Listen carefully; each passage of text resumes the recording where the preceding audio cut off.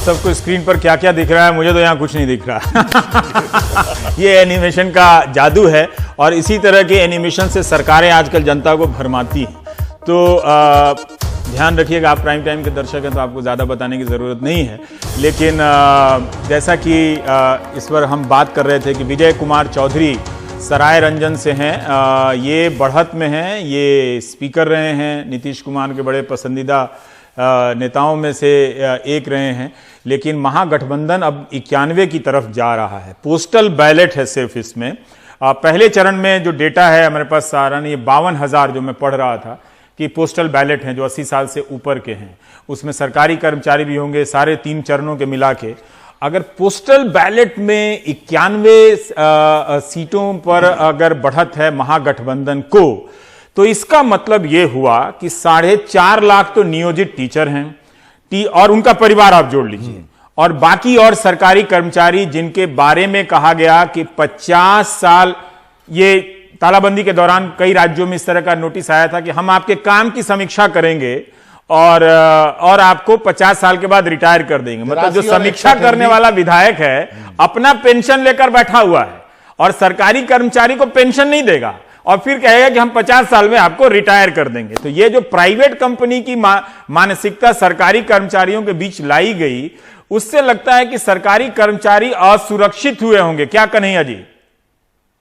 अरे धुकी ले रहे हैं कि हालत खराब था उन लोगों का कि अरे ये तो नौकरियां चला जाएगा, 50 वर्ष में चले जाएंगे, ये अपने 70 वर्ष 80 वर्ष तक राजनीति करेगा। हम लोग को बहुत असर पड़ा है इसका। आप क्या समझते हैं? नौकरी सरकारी नौकरी करो, सरकारी नौकरी नहीं तो बेचा सरकारी। आप पूरा कहावत है ये तो। और सरकारी नौकरी का मतलब समझते हैं इसका बहुत ही। अरे नीतीश कुमार का जितना भी 10 के बाद ये तो काम किए नहीं, कोठिला में चाउर धर ये कि कितना दिन चलेगा, कितना दिन खाइएगा? तो 5 वर्ष काम किए ये, और 5 वर्ष की कमाई को चाहते हैं कि पूरा खाए। नहीं ना चलेगा, ऐसे नहीं ना चलेगा। उसके बाद तो काम किए नहीं। प्रधानमंत्री का समा गया इच्छा, आई प्रधानमंत्री बनने के चक्कर में पूरा अपने को डुबा दिया इन्होंने। सुदीप भी है हमारे। सुदीप, मैं नवीन जी भी हंस रहे हैं। मजेदार है कन्हैया जी। अब देखिए क्या है बिंदास बोलते हैं। ये बात तो नवीन जी सही है। जैसे रोजगार का मुद्दा आया है, एक दिन पेंशन का मुद्दा लाना पड़ेगा, नहीं तो आपकी हमारी क्या सामाजिक सुरक्षा है? आप इतने सीनियर जर्नलिस्ट हैं आप लोग, आपकी क्या सामाजिक सुरक्षा है? और जो सरकारी नौकरी में है उसकी क्या सामाजिक सुरक्षा है? विधायक बन जाए, फिर हार के एमएलसी बन जाए, फिर राज्यसभा चला जाए, फिर एमपी बन जाए, तो 4-4 जगह से पेंशन ले रहा है और जनता को बता रहा है कि नहीं हमारी नीतियां ऐसी हैं। क्योंकि अंग्रेजी में लोग कॉलम लिख देता है कि नहीं पेंशन से सरकारें कमजोर हो जाती हैं, ओवरबर्डन हो जाती हैं, तो लोग हाँ बहुत बड़ा फैसला है। आम लोग समझेंगे पेंशन के मुद्दे को एक दिन। रवि, एक आपने एमएलसी की बात कही ना, मेरे एक दोस्त का सुझाव है, हैदराबाद में रहते हैं, अमरिंदर नाम है, तो उनका फोन आया कि यदि तेजस्वी को पैसा कम पड़ रहा है तो आप इतने बड़े पत्रकार हैं तो आप क्यों नहीं बोलते हैं कि एमकी जो है विधान परिषद खत्म कर दो, इससे आप हजारों करोड़ रुपया बचेगा। हाँ। तो मैंने बोला क्यों? बोला आप देखिए, चूंकि वो हैदराबाद में रहते हैं, ये बोलेंगे तेजस्वी तो जितने साथ बैठे हुए आधे चले जाएंगे वहां से। आंध्रा में उसका ये कहना था कि आंध्रा में जगन मोहन रेड्डी ने खत्म कर दिया एमएलसी। हाँ, अब विधान परिषद अब पूरे भारत में केवल 4 या 5 जगह है। आपने विधान परिषद की बात की, मैं नवीन जी और कन्हैया जी आप दोनों से बात करूंगा पहले, फिर विधानसभा, राज्यों में विधानसभा की बैठकें बहुत कम हो गई हैं। नीतीश के कार्यकाल में किस तरह का स्वरूप रहा विधानसभा की बैठकों को लेकर और उसकी प्रासंगिकता को लेकर, क्या आप लोग अपना अनुभव दोनों को ही अलग अलग बारी बारी से शेयर करना चाहेंगे? नवीन जी पहले आप। देखिए, ओवरऑल पूरे कंट्री वाइड अगर देखिएगा तो आपके लेजिस्लेटर की प्रासंगिकता खत्म हो गई है। क्योंकि मेरा मानना है कि विधानसभा या पार्लियामेंट दोनों इसलिए बनाए गए थे ताकि कंस्ट्रक्टिव डिबेट हो और उसके आधार पर पॉलिसी फॉर्मेशन होना चाहिए, लॉ बनने चाहिए। लेकिन आज के दिन में कोई भी डिबेट स्टार्ट होता है, मान लीजिए पुलिस रिफॉर्म्स पर डिबेट हो रहे हैं और वो चले जाते हैं काऊ प्रोटेक्शन पर और काऊ मूत्र से कैसे अमृत बनाया जा सकता है। तो पूरे पार्लियामेंट्री सिस्टम का जो डिजेनरेशन हुआ है, बिहार उससे अलग नहीं रहा है। और हम तो पिछले कई सालों से हम नहीं देखे हैं कि बिहार के असेंबली में कोई भी कंस्ट्रक्टिव डिबेट हुआ हो। और इस दिशा में मेरा मानना है कि as a chief minister Nitish Kumar भी कंप्लीट फेलियर रहे कि एक लेजिस्लेटिव एजेंडा सेटल करके और उसको इम्प्लीमेंट करें और एक अच्छा डिबेट हो। लेकिन डिबेट का स्तर बहुत ही पुअर रहा है बिहार में, और ये पूरे कंट्री वाइड यही सिचुएशन रहा है। जी कन्हैया जी, आपकी टिप्पणी। नहीं, मेरा मानना है कि नीतीश कुमार का जो 5 साल का कार्यकाल रहा है, जो लालू प्रसाद यादव को भगा करके, हटा करके, पटक करके, जो भी कहिए, और जब आए तो 5 सालों में चूंकि बिहार में चूंकि बहुत कुछ खराब हो चुका था, ये आप मान करके चलिए कि बहुत कुछ खराब हो चुका था, उसको उन्होंने पटरी पर लाने के लिए कई सीरियस बहस कराए। इसके बाद बहुत सारा काम उन्होंने टेकअप किया और कराया, ऐसी बात नहीं है। लेकिन बाद के दौर में फिर मैं एक बार कहूंगा कि ये डिरेल हो गए। अब इनको जो 2010 में जो मैंडेट मिला, अकलियत भी इनके कहने पर फुल को वोट देने लगा, तो इनको लगा कि अब मुझे यहाँ कोई जरूरत नहीं है, पार्लियामेंट ये प्रधानमंत्री की कुर्सी मुझे बुला रही है कि आ जाओ। उसके बाद गबड़ा गए और विधानसभा में कोई सीरियस बात नहीं चाहिए। ये 100% नीतीश कुमार जी पॉलिटिशियन बन गए। नहीं, प्रधानमंत्री की कुर्सी की बात आप बार बार कह रहे हैं कन्हैया जी। मेरा सुदीप से सवाल है कि एक समय में कंटेंडर बन के उभरे तो जरूर थे, बाद में बैकआउट कर गए। एक समय जो है नरेंद्र मोदी जी को चैलेंज तो जरूर किया था, लेकिन बाद में क्या हुआ कि सब कुछ पलट दिया। मतलब कभी भी अपने एक स्टैंड पे खड़े नहीं रहे नीतीश कुमार, ये उनके कैरेक्टर के साथ जाता है। बिल्कुल बाबा, ये मैंने नीतीश कुमार की राजनीति उन्होंने अभी तक यही किया है कि पलटी मार मार के अपने लिए अवसर बनाए हैं।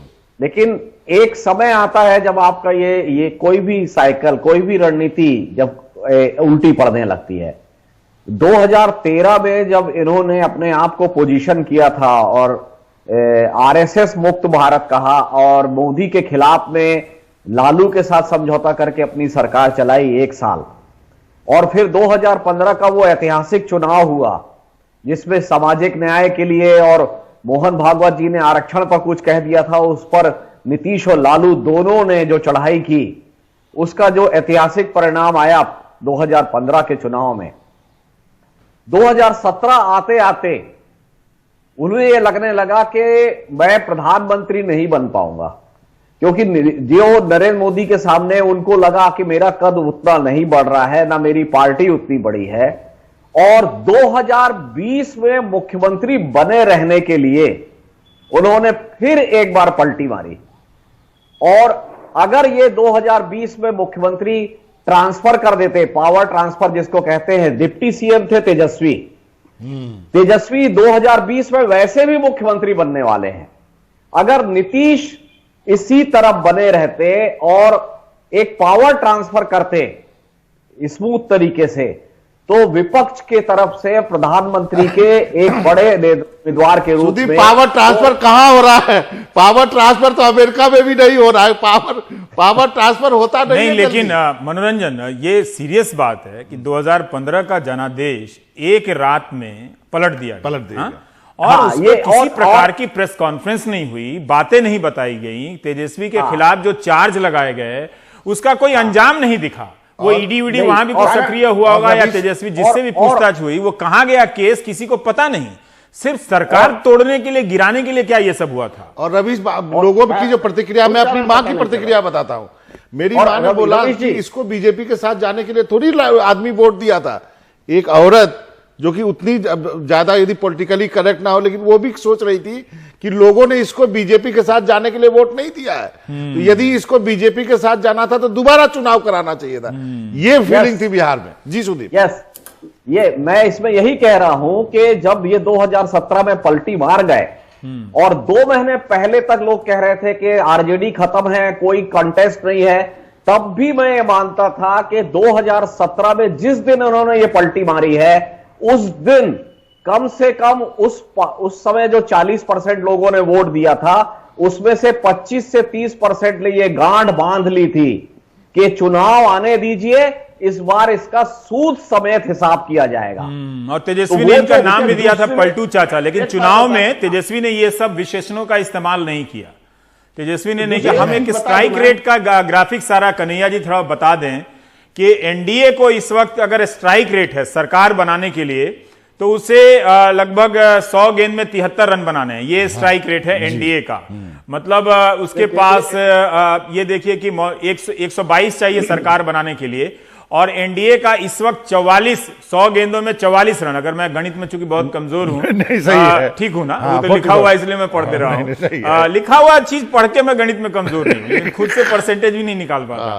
तो जरूरी स्ट्राइक रेट है 74, मतलब 44 से मनोरंजन 74। अब इसको मैं आपको समझा देता हूं। इसका मतलब यह है 74% का मतलब है 47 सीट में 35 जीतना। अब आपको समझ में आया? ये तो बहुत भयानक है। हाँ, ये तो यही खतरनाक है। हाँ। यही है। इसीलिए आप हैं, सीनियर होता है हमेशा। और ये महागठबंधन का स्ट्राइक रेट है। तो मौजूदा सीट है, इन्हें सिर्फ 47 में से 23 सीटें 23 जीतनी है, जो कम सीटें जीतनी हैं। और इनका स्ट्राइक रेट, ये आराम से भी बैटिंग करेंगे तो जीत सकते हैं। मतलब एक ओवर में कई गेंदें छोड़ एक सकते ओवर में 3 रन बनाएंगे। हैं। एक ओवर में 3 रन बनाएंगे। तो ये मनोरंजन कई रातों के जागे हुए दर्शक हैं क्रिकेट के, तो ये ज्यादा जानते हैं। एक बात हम बता दें रवीश जी, 2 बात बताई जी। हाँ, ऐसा नहीं है कि प्रधानमंत्री के प्रति मोह को त्याग दिया नीतीश कुमार ने। नहीं नहीं नहीं नहीं नहीं नहीं, ऐसा नहीं था। एक बार और हुमाचा मारा उन्होंने 2016 में। हाँ, ये जो आपको शराबबंदी हो महिलाओं के कहने पर वो कहते हैं ऐसा, लेकिन था कि देश भर के महिला मेरे पीछे लट्टू हो जाएगी। और मैं उसके बाद हुमाचा मारा। और सोनिया गांधी को जहां तक मुझे जानकारी है प्रपोजल भी दिया कि कोऑर्डिनेशन कमेटी बने अपोजिशन का और मुझे संयोजक बना दीजिए। प्रधानमंत्री का हाँ, एक मीटिंग हुई थी दिल्ली में, एक मीटिंग हुई थी। ऐसा बतियाते हैं, एक हुमाचा मारे हैं। नहीं नहीं, आप सही कर रहे हैं। दिल्ली में मीटिंग हुई थी, 10 जनपद गए थे, वो सारी तस्वीरें हैं हमारे साथ। ऐसा नहीं है उन्होंने पहले बीच इनसे में भी- पूछिए, ये नरभसाने के बाद ये हुमाचा मारना क्या होता है? कन्हैया जी, कन्हैया, ये हुमाचा मारना क्या होता है? प्रयास करना, प्रयास करना, हुमाचा मारना। तो ये इनको लग गया। तो अब जो है ये क्या बताए, क्यों भागे ये? अगर लालू प्रसाद यादव के मन में खोट होता तो 53 को भाजपा वाले तो कह ही रहे थे, मारिए हमको भी दगा दिया है, आपको भी कबो कबो दगा देवे करेगा। अब बातचीत भी हमारे से चल रही है, हम बना देते, हमको बना दीजिए, नहीं तो आप बन लीजिए। 53 आपका है, 80 हमारा है, वो भी बना सकते थे। लेकिन किस कारण से गए? इसलिए कि भ्रष्टाचार बहुत बढ़ रहा था वहां पर। अच्छा, तो भ्रष्टाचार आपके यहाँ तो जितना मंत्री है, जितना संतरी है, सब जो है कफन में पैकेट सिलवा दिया है। एक मनोरंजन। हाँ कन्हैया जी, आप बेलगाम बोले, मतलब उसमें चिंता मत कीजिए। नहीं, वो क्या बोले? कफन में पाकिट सिलवा लिया है। क्या बोले लास्ट में? कफन में पाकिट सिलवा लिया था। मतलब जाते समय भी लोग मतलब ये रूपक ये है कि इस दुनिया से जाना है खाली हाथ, तो क्या बनाना है, क्या लगाना है। लेकिन कन्हैया जी कह रहे हैं कि लालच इतनी बढ़ गई थी कि कफन में भी जेल सिलवा रहे थे। तो हुमाचा मारते रहिए आप। और उमा शंकर ने तेजस्वी यादव के घर के बाहर का नजारा पेश किया है, वो जरा सा हम देख लेते हैं उमा शंकर का। ये तेजस्वी यादव के घर के बाहर का नज़ारा है और यहाँ पर दिल बहार गन्ने का जूस जो है इन्होंने अपना स्टॉल लगा दिया। यानी कि दिन लंबा होने जा रहा है और दिन में यहाँ गर्मी अभी भी बहुत होती है। आपने यहाँ पे क्या सोच कर लगाया है कि बहुत सारे समर्थक आएंगे और आपके गन्ने का जूस बिकेगा? जी सर, पहले भी आप आते थे ना यार? जी, हम पहले भी मतलब जब टिकट मिल रहा था उस टाइम भी आए हैं। हाँ। उस टाइम भी 10 रुपया अच्छा कमा के गए हैं। अभी भी उसी आशा में आए हैं कि 10 रुपया हमारा धंधा हो जाएगा जी, और हमारा बाल बच्चा तो जो है। जो एक तरफ सरकार किसकी बनेगी नहीं बनेगी उसकी चिंता है, वहीं पे इनको आज की रोजी रोटी की चिंता है। और ये दिल बहार गन्ने का जूस जो है यहाँ पे उन्होंने स्टॉल लगा दिया। हम देखते हैं यहाँ किस तरह से जो समर्थक हैं वो थोड़ी थोड़ी तादाद में जुटने शुरू हो गए हैं। और ज़्यादातर जो समर्थक हैं वो कुछ न कुछ ऐसा हाथ में लेकर आए हैं जिससे कि ध्यानाकर्षण उनकी तरफ हो। अब देखिए यहाँ पे तेजस्वी और तेज प्रताप दोनों की तस्वीर को लेकर कुछ समर्थक जो हैं, युवा हैं, वो आए हैं, झंडा थामे हुए हैं। आप लोग ये तस्वीर लेकर आए हैं, आप लोगों को पूरी उम्मीद होगी कि आज बिहार ने जो मैंडेट दिया है वो हम आश्वस्त हैं, और जो एग्जिट पोल शो कर रहा है 160 180, हम एक आश्वस्त है वो सरकार बनाने जा रहे हैं। एग्जिट पोल क्योंकि आपके पक्ष में आया है इसलिए आपको ऐसा नहीं है, इसलिए आप उससे संतुष्ट हैं। अगर ये अगेंस्ट आता जो होता है सर, हम लोग डिपेंडेंट थे ही नहीं एग्जिट पोल पे। हम लोग उसके पहले ही अपने आप को समझ गए थे कि बिहार में जनता जो है मैंडेट दिया है उस पे तेजस्वी भैया सीएम बनने वाले हैं। एग्जिट पोल का बात नहीं है। बिहार की जनसभाओं में तेजस्वी प्रसाद की जनसभाओं में जो जन सैलाब उमड़ा करती थी, एक आवाज होता था, एक लाउड होता था तेजस्वी यादव के लिए, उससे पूरा बिहार की जनता आश्वस्त है कि इस बार तेजस्वी इनको पूरी तरह से आश्वस्ति इस बात को लेकर है कि जो रिजल्ट आएगा पूरी तरह से वो इनके पक्ष में आएगा।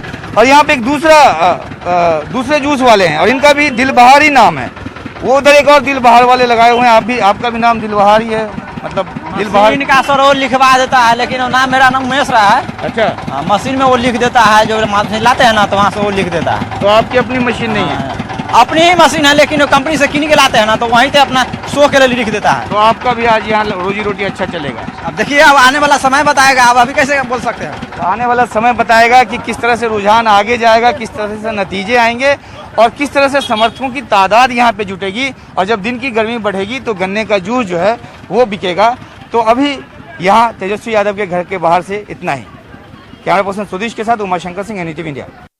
तो अच्छी बातचीत रही उमाशंकर की तेजस्वी यादव के घर जमा हो रहे नौजवान समर्थकों से।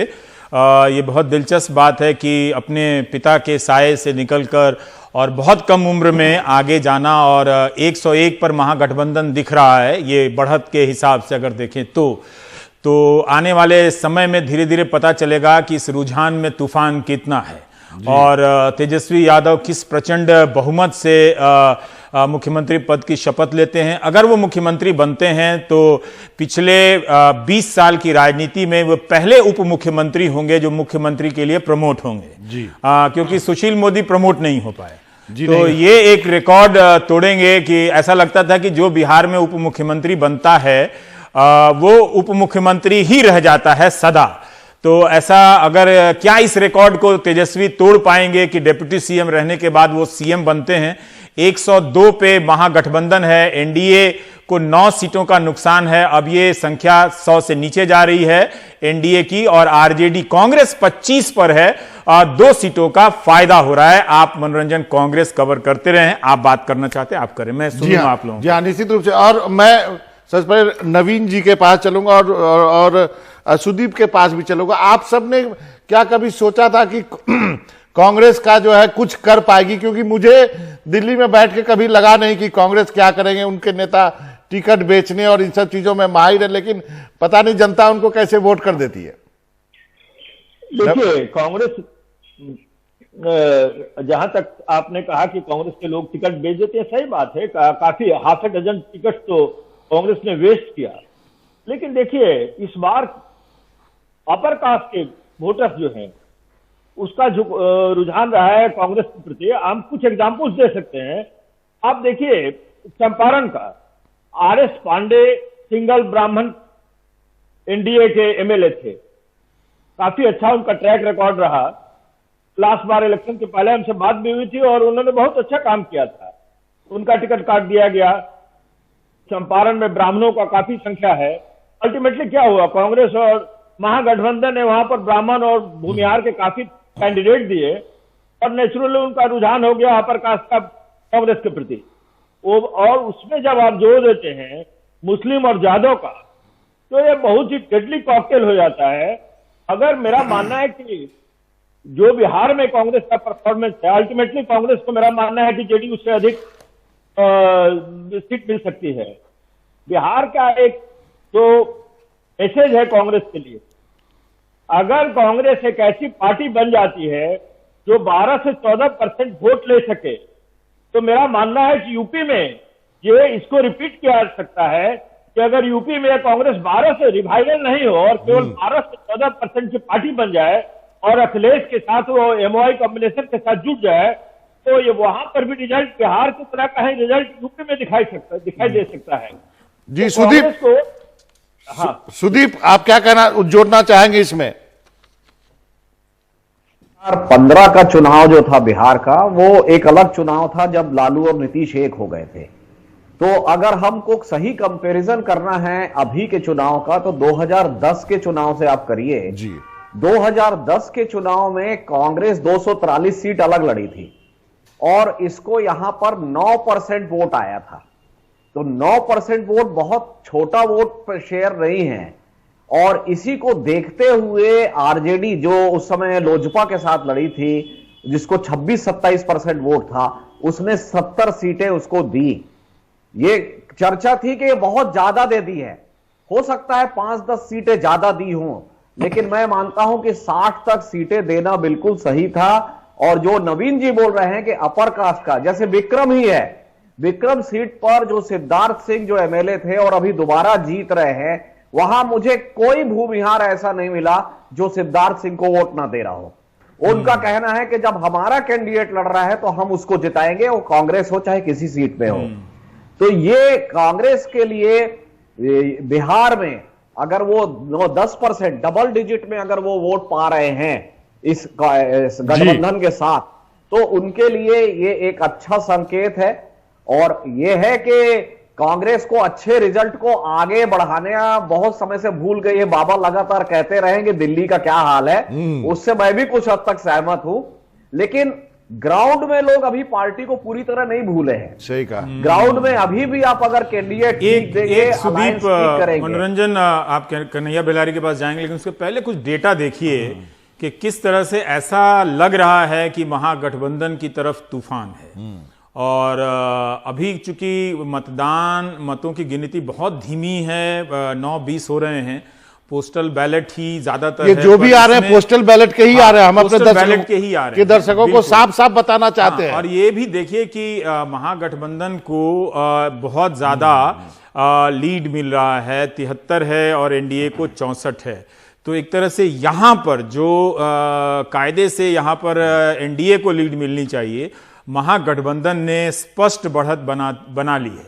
और 102 पहली पार्टी है, अलायंस है, जो एनडीए से ज्यादा की तुलना में 102 पर है, 100 की संख्या पार कर रही है। एनडीए जो है वो 100 की संख्या अभी पार नहीं कर रही है। तो अगर ये ट्रेंड अगर 11 बजे तक, 11:30 बजे तक बन के रहता है, तो सुदीप तो कह रहे थे 140 से शायद कह रहे थे, पर वो हो सकता है कि 160, 170 तक भी महागठबंधन को जा सकता है। इसमें एक चीज मैं क्लैरिफाई कर दूं, ये जो ट्रेंड है इसमें 70% मुझे बताया गया, अभी डायरेक्टर ने बताया है कि पोस्टल बैलेट है, और 30% जो है वो ईवीएम है। ईवीएम सिर्फ 70%। अभी इस वक्त 100 और 103। अभी जब मैं बोल रहा हूं तो देखिए संख्या कैसे बदल जा रही है कि दोनों बराबर होते चले जा रहे हैं। तो 9 पे है, लेकिन फिर भी अगर आप देखें तो महागठबंधन आगे है। ये अगर 1.5 घंटे तक अगर ये मेंटेन बरकरार रख लेता है महागठबंधन, तो जैसा कि कन्हैया बेलारी या नवीन जी या सुदीप जी की बातों से ऐसा लग रहा है कि जो नाराजगी हमारे संवाददाताओं ने बताई, अगर वो वोट में बदल रही है तो तेजस्वी की गाड़ी कहां जाकर रुकेगी, खुद तेजस्वी को भी इस वक्त मालूम नहीं है। और इतने लोगों को मंत्री बनाना पड़ेगा कि अकेला पता चला कि समर्थन लेकर शपथ लेकर लौट आए कि मंत्रिमंडल का गठन बाद में करेंगे, दिवाली मना लो पहले। वो तो 15% से ज्यादा बना नहीं सकते, लेकिन यदि नहीं भी गाड़ी तेजी से चली तो उतना तो जरूर आएगी जितना एग्जिट पोल ने बताया है। उतना बताया 10 का अंतर बताते हुए 109 से 119। ज्यादातर एग्जिट पोल की दिशा जो है वो गलत नहीं हो रही। संख्या भले आगे पीछे हो जाए, पर उसमें कांग्रेस को अभी 26 सीटें हैं। सीपीआई-एमएल देखिए अगर 7 सीट पे है, 4 का फायदा है, सीपीआई को फायदा है, तो आप सीपीएम को फायदा है, तो सोचिए कि लेफ्ट का गठबंधन मजबूत हो रहा है। कांग्रेस को भी फायदा मिल रहा है लगभग, और ये गठबंधन सरकार बनाने की तरफ बढ़ रहा है। लेकिन ये हम सिर्फ अनुमान के तौर पर कह रहे हैं, कोई जल्दी नहीं है मुझे जीवन में कि सबसे पहले बता के कोई ट्रॉफी ले लें। वैसे आप सबका प्यार बहुत मिला है, लेकिन मनोरंजन, आप कन्हैया बेलारी से कांग्रेस के बारे में। जी बेलारी जी, हम बात कर रहे थे थोड़ी देर पहले कांग्रेस की, और हम सब लोग जानते हैं कि नेशनल पे क्या स्थिति है, लीडरशिप की बिहार में क्या होता है, लेकिन फिर भी लोग उनको वोट कर दे रहा है, 20-25 सीट ले आ रहे हैं। अरे मैंने कहा है 30 से ऊपर लाएंगे सीट, और कांग्रेस बिहार में, मैं सही आकलन करके आपको बताता हूं, एक कहावत है भोजपुरी में, मूस मुटैहन लोढ़ा हुई, कांग्रेस का वही स्थिति रहेगी।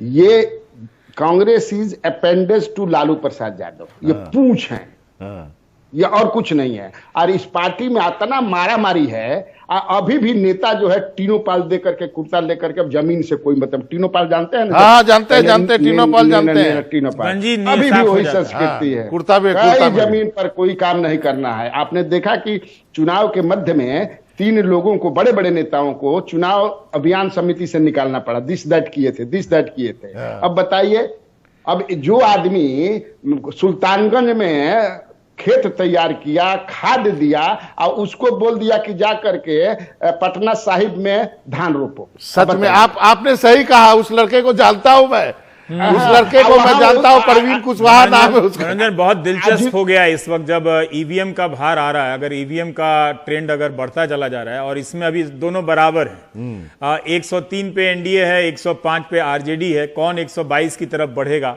लेकिन ये इस वक्त के आंकड़े हैं, अलग अलग जगहों पर अलग अलग आंकड़े आ रहे हैं शुरुआती रुझान के। उनमें ज़्यादातर अब इस वक्त ये बराबर का मुकाबला है। अब आएगा मज़ा कि किधर सुई इस तरफ झुकेगी या उस तरफ झुकेगी, तो ये देखना है कि क्या होगा। और इसी तरह से चुनाव रहे, एक छत्तीसगढ़ का चुनाव याद आता है कि आखिरी वक्त तक कभी कांग्रेस जीत रही थी, कभी बीजेपी जीत रही थी, फाइनली रमन सिंह जीतते हैं, सुदीप को याद होगा। लेकिन इस तरह का मुकाबला हो तो हमारी महफिल जो है वो ज्यादा रोचक होगी। जी हाँ, ये कन्हैया बेलारी ने एक और बात कही कि इधर उधर की बातें मत करो, ये बता कि कारवां किसका लुटा। तो बिहार में उसको इधर उधर को दिस दैट बोलते हैं कि लंद फन तेला बेला एंड दिस दैट, ये 3 चीजें हैं जो बातचीत में आती हैं। बहुत शुक्रिया, आप बात कर रहे थे कांग्रेस की।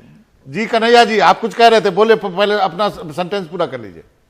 मैंने कहा कि अगर कांग्रेस सीरियस ही नहीं है कि यहां हम अपने संगठन को मजबूत करें, अपने पार्टी को मजबूत करें, वो तो लालू प्रसाद यादव से जो भी चाहिए मिल जाता है। और 2015 के बाद जो हुआ उसके बाद आप जानते ही हैं। अब हम एक बात और कहना चाहते हैं, जो लेफ्ट के बारे में आप लोग बता रहे हैं, एनडीए वालों ने बहुत प्रयास किया ये साबित करने के लिए, भाषणों में बोलते थे बड़े बड़े नेता कि मुड़ीकटवा पार्टी है, लेकिन लोगों ने रिजेक्ट कर दिया कि ना, मुड़ीकटवा पार्टी नहीं है, जमीन पर काम करती है। और उन लोगों ने माले को वोट देने का काम कर रहे हैं अभी सेंट्रल बिहार में खासतौर से, या आपको उधर क्या कहते हैं सारण प्रमंडल में तो मुझे तो लगता है कि जो 24 सीट है सारण प्रमंडल में, उस सारण प्रमंडल के 24 सीटों में अगर 4-5 भी जीत जाए एनडीए, तो समझिएगा कि। अच्छा, कनाडा से आपके लिए मैसेज आया है, I am liking Kanhaiya Bellary and his Bhojpuri. तो कनाडा में भी लोग देख रहा है आपको, चलिएगा मेरे साथ आप विश्व भोजपुरी सम्मेलन करने। जी, भोजपुरी बहुत बढ़िया भाषा है ना, जानते हैं। भोजपुरी में जैसे कोई आदमी नेता गलत हो जाता है तो हिंदी में बोलिएगा कि भ्रष्ट हो गया, नष्ट हो गया, भोजपुरी में बोलिएगा तो भरनष्ट हो गया, एक शब्द में हो जाएगा। नवीन जी यहाँ पे नवीन जी को लाना चाहूंगा। नवीन जी, ये चुनाव भी याद किया जाएगा। एक और बहुत बड़ी चीज हुई है जो कि शायद अभी नोटिस में नहीं है, रिजल्ट आएगा तब नोटिस में होगा, कि सारे यंग चेहरे, यदि आप बात कर ले, मैंने पूरी लिस्ट बनाई हुई है, जैसे सुभाषनी जो लड़ रही है, शरद यादव की बेटी है, लव सिन्हा है, श्रेयसी सिंह है, फराज फातमी है, दिव्या प्रकाश है, कोमल सिंह है, तो मतलब सदानंद सिंह के बेटे हैं। तो एक जनरेशन शिफ्ट भी है, मैंने नेताओं के बच्चे तो हैं भी और बाकी प्रोफेशनल भी आ रहे हैं, जिसमें प्रिया पुष्पम जैसे लोग भी हैं। देखिए, नेचुरली ये होना ही था, क्योंकि अगर आप देखिए तो रामविलास जी का निधन हो गया, Sharad Yadav out of scene है अपने इल हेल्थ के कारण, लालू प्रसाद यादव जेल में है, नीतीश कुमार अपने सनसेट की ओर बढ़ रहे हैं, श्रेयसी सिंह आगे चल रही हैं, श्रेयसी सिंह आगे चल रही है जमुई से, लव सिन्हा भी आगे चल रहे हैं। इसका मतलब 3 बार के यहाँ पे ये नितिन नवीन जो है 3 बार से यहाँ पे विधायक हैं। ये बड़ा इंटरेस्टिंग होगा। जी नवीन जी, आप बताएं। हाँ, देखिए, ये रिजल्ट जो है नितिन नवीन का पीछे होना, ये बहुत बड़ा सरप्राइजिंग है। ये दिखा रहा है कि ट्रेंड कहाँ है, कि नितिन नवीन जिस क्षेत्र को रिप्रेजेंट करते हैं, उनके फादर नवीन सिन्हा बहुत ही बड़े लीडर थे बीजेपी के, उनका असामयिक निधन हो गया था, हम लोग के बहुत ही अच्छे मित्र थे वो। उसके बाद नितिन नवीन बराबर जीत रहे थे और वो बीजेपी का स्ट्रॉन्ग होल्ड है वो जगह। वहां पर से बीजेपी का पिछड़ जाना ये बहुत बड़ा सरप्राइजिंग ये इंडिकेशन है कि एक सबका जो है बीजेपी का स्ट्रॉन्ग कमिटेड वोट वो शिफ्ट किया है। नहीं, लेकिन यहाँ पे तो लेकिन नवीन जी यहाँ पे तो ये भी हो सकता है कि दो बड़े कायस्थों की लड़ाई है ये। हाँ, ये बात तो सही है आपकी, दो बड़े कायस्थों की लड़ाई, लेकिन कायस्थ अभी तक डेडिकेटेड थे बीजेपी के लिए। और आप तो वहां से ये रविशंकर प्रसाद एमपी के रूप में आते हैं, उनकी जी ये थी प्रतिष्ठा दाव पर लगी हुई थी। तो ऐसे लोग कायस्थ के बारे में देखिए, कायस्थ के बारे में, पटना के कायस्थ के बारे में कहा जाता है कि भाजपा के साथ कटहर के लाशा लेखा सटल बड़ा, छोड़िए नहीं सकते हैं। और देखिए ये पटना बस कोई नाराज ना हो जाए। हाँ, आज छोड़ दी वो सब, लेकिन कन्हैया जी आपको स्टूडियो में होना चाहिए था। हमारे दर्शक को बहुत मजा आ रहा है। हमारा दोस्त एक अमेरिका से लिखा, आई लाइक दिस गाय, भरमंडल हो गया।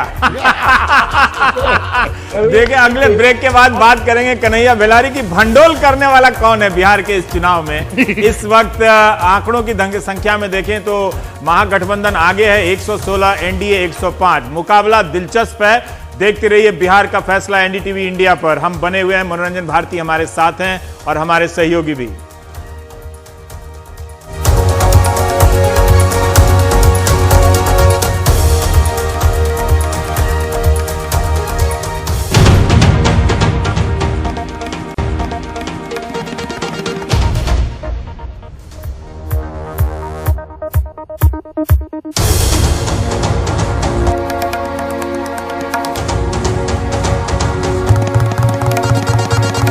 बिहार का फैसला एनडीटीवी इंडिया पर, और इस वक्त जो रुझान आ रहे हैं, ईवीएम की मशीनें खुल चुकी हैं।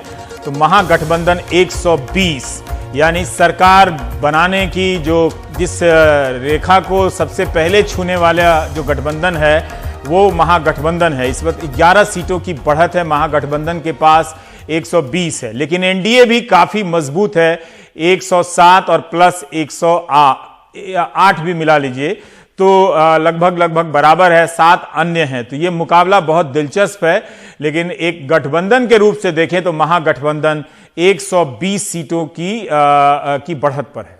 3 सीट कम है, बस 3 सीट कम है। अगर 3 सीट कम, यदि इसको उल्टा करके मैं बता दूं तो लोगों को आसानी होगी। हाँ। कि सरकार बनाने में केवल 3 सीट कम है। 3 सीट कम है। तो आप जोड़ लीजिए। चर्चा क्यों छोटा करना चाहते हैं? फिर हमारे दर्शक चाहते हैं कन्हैया बेलारी बोले, लेकिन मनीष इस वक्त महागठबंधन 121 और एनडीए 107, और उसमें आप 8 मिला दें एलजेपी 115 और एक तरफ 121।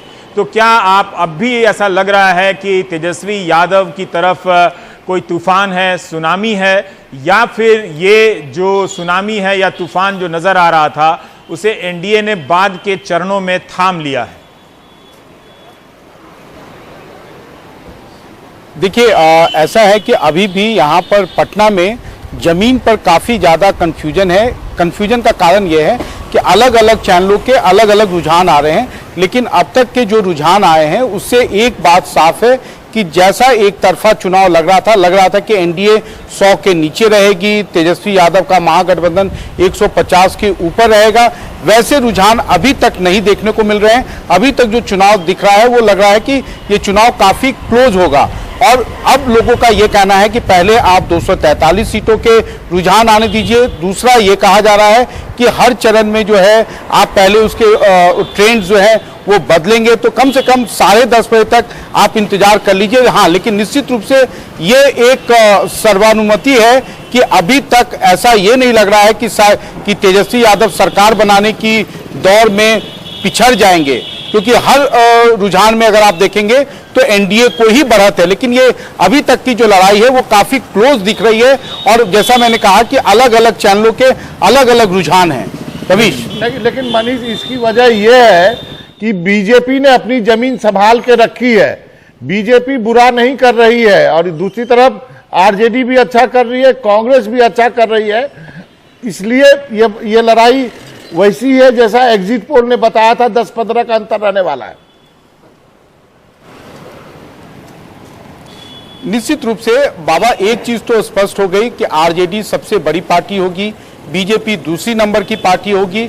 नंबर 3 की जो दौर है वो जेडीयू और कांग्रेस के बीच में है, और वो भी लग रहा है कि जेडीयू शायद कांग्रेस से कुछ ही सीटों पर, लेकिन वो नंबर 3 की पार्टी होगी। तो जो भी रुझान अभी तक आए हैं तो जैसा प्रेडिक्शन था उसी के हिसाब से है, लेकिन कई सारे जो एग्जिट पोल के नतीजे थे, एग्जिट पोल के नतीजों में ये दिखाया गया था कि महागठबंधन को 160 से 180 सीटें आएंगी। वैसा रुझान अभी तक देखने को नहीं मिल रहा है, लेकिन जैसा कि मैंने कहा कि 10:30 बजे तक हम सबको इंतजार करना चाहिए। उस समय तक डेफिनेट जो है एक ट्रेंड मिलेगा, क्योंकि यहाँ पर अलग अलग चैनल अलग अलग तरीके से दिखा रहे हैं सबके, लेकिन कई सारे चैनलों में एनडीए को भी बढ़त है, इसके कारण कंफ्यूजन है। सबसे बड़ी बात यह है कि बिहार में हर आदमी थोड़ी सी पेशेंस रखना चाहता है, धैर्य रखना चाहता है, क्योंकि 2015 का अनुभव जो है वो कोई नहीं भूला है। अगर आपको याद हो तो बीजेपी के दफ्तर में पटाखे भी छोड़ने शुरू हो गए थे, और बाद में महागठबंधन ने जीत हासिल की, 2/3 से ज्यादा उनकी संख्या आई। इसलिए हर आदमी फूक फूक के कदम रख रहा है, इसलिए कोई भी इस चुनाव को अभी कॉल नहीं कर रहा है। जी रवीश, और ये आपने बहुत अच्छी चेतावनी दी, और हम भी अपील करते हैं कि पटाखे ना छोड़ें और जीते चाहे हारें। अभी वैसे ही कोरोना का बड़ा महाकाल फैला हुआ है। कन्हैया जी, मैं ये जानना चाहता हूं कि कहीं ऐसा हो सकता है कि नीतीश जी खिसिया जाएं और अपना 43 सीट लेकर आरजेडी की तरफ चल जाएं, ये पॉसिबिलिटी है? बिल्कुल है नीतीश जी, हाँ, बिल्कुल है। वो मुझे जो लगता है कि सबसे पहले अगर कहीं सृजन वगैरह में कहीं कुछ दिस दैट नहीं किए होंगे या कराए होंगे तो तुरंत भाग जाएंगे। आप जान लिए बहुत कुछ हुआ है ना। नीतीश कुमार इतना शांत रहने में, बदला तो बीजेपी से नहीं है, कि उनको भी पता चल गया है कि हमको पीठ में खंजर जो मारने वाले यही लोग हैं, तो हो सकता है कि वो चले जाएं। और राजनीति में कुछ भी संभव, ऐसा थोड़े है। आप सोचे थे कि नीतीश कुमार जो है इस तरह से बयान देंगे? मैं जानता हूं कि दिल्ली में कहां जाते हैं वो, कोई आप सोचे थे ऐसा बयान देंगे? अरे जवानी में रवानी होती है, जवानी में रवानी होती है। भगवान कृष्ण का क्या कर रहे थे जवानी में? पर्वत पर जाकर के तपस्या कर रहे थे। भगवान राम जब मां सीता से मिलते हैं, और कभी लिखता है कि राम देखे सिया को, सिया राम को, चारों अखियां लड़ी की लड़ी रह गई। क्या है ये? जवानी की बात करते हैं, फिर बोलते हैं कि बच्चा पैदा करते हैं। ये लोगों को अच्छा नहीं लगा। आप जान लीजिए, बेटा के लिए बेटी लोग पैदा करते हैं। नीतीश कुमार एक सभ्य, सुसंस्कृत और अच्छे नेता माने जाते हैं, उनके मुंह से ऐसा नहीं आना चाहिए। फिर भी आपने जो पूछा वो जा सकते। उम्मीद है इस बात का नीतीश अफसोस करेंगे कि उन्हें अपनी ये शालीनता नहीं छोड़नी चाहिए थी, कि उनका बड़ा सम्मान है। 15 साल उन्होंने शासन किया है, इतना बड़ा जनादेश मिला है, और उनका मान रखा है, और एक व्यक्ति के रूप में याद किए जाते हैं, और याद किए जाएंगे भी। ऐसी बातें पर उनको अपनी वो भाषा नहीं छोड़नी चाहिए थी कि और ये लैंग्वेज में और राजनीतिक गठबंधन में दिस दैट नहीं करना चाहिए था उनको। उमा हमारे साथ हैं। कन्हैया जी, लोग पूछ रहे हैं कि आप ट्विटर पर भी हैं क्या? लोग फॉलो करेगा चाहता रहेगा क्या? ट्विटर पर बनी कौन चलाई ना, फेसबुक पर ज्यादा मैं भाई ट्विटर बा, हाँ अकाउंट खोले बनी। अच्छा, तो मैं जनधन के पैसा आइल बगी ना? हमार मेहरानू भी वार्ड मेंबर ही। अच्छा, तो टाने के चलस, लेकिन हम ब्रेक लगा देनी। चलिए, उमा शंकर है हमारे साथ, जुड़ गए जी। उमा शंकर, बताएं वहां पे क्या स्थिति है? जी देखिए, यहाँ पे बहुत ज़्यादा अभी तक समर्थकों की भीड़ नहीं आई है, लेकिन इतना ज़रूर है कि जो रुझान आ रहे हैं उसके बाद भीड़ बढ़ेगी दिन चढ़ने के साथ। और वो जो लड्डू वाली बात जो मैं बोल रहा था कि इधर मिलेगा कि उधर मिलेगा, हो सकता है इस कन्फ्यूजन में भी लोग अभी रुके हुए हों। ये बात तो ज़रूर है कि बिल्कुल सूत्रों के हवाले से बता रहा हूँ कि लड्डू बड़े पैमाने पर बना है, लेकिन खरीदेगी कौन सी पार्टी, बयाना किसने दिया है और खरीद के कौन ले जाएगी, इसमें अभी जो है वो थोड़ा सा संशय है। एक जो अहम बात मैं बताना चाह रहा था वो ये कि पूरा का पूरा जो ये बिहार का इलेक्शन है, जो नीतीश वाली बात कर रहे थे रवीश कि क्या वो आरजेडी की तरफ जा सकते हैं, ये पूरा का पूरा जो चुनाव है महाराष्ट्र मॉडल पे लड़ा है बीजेपी ने।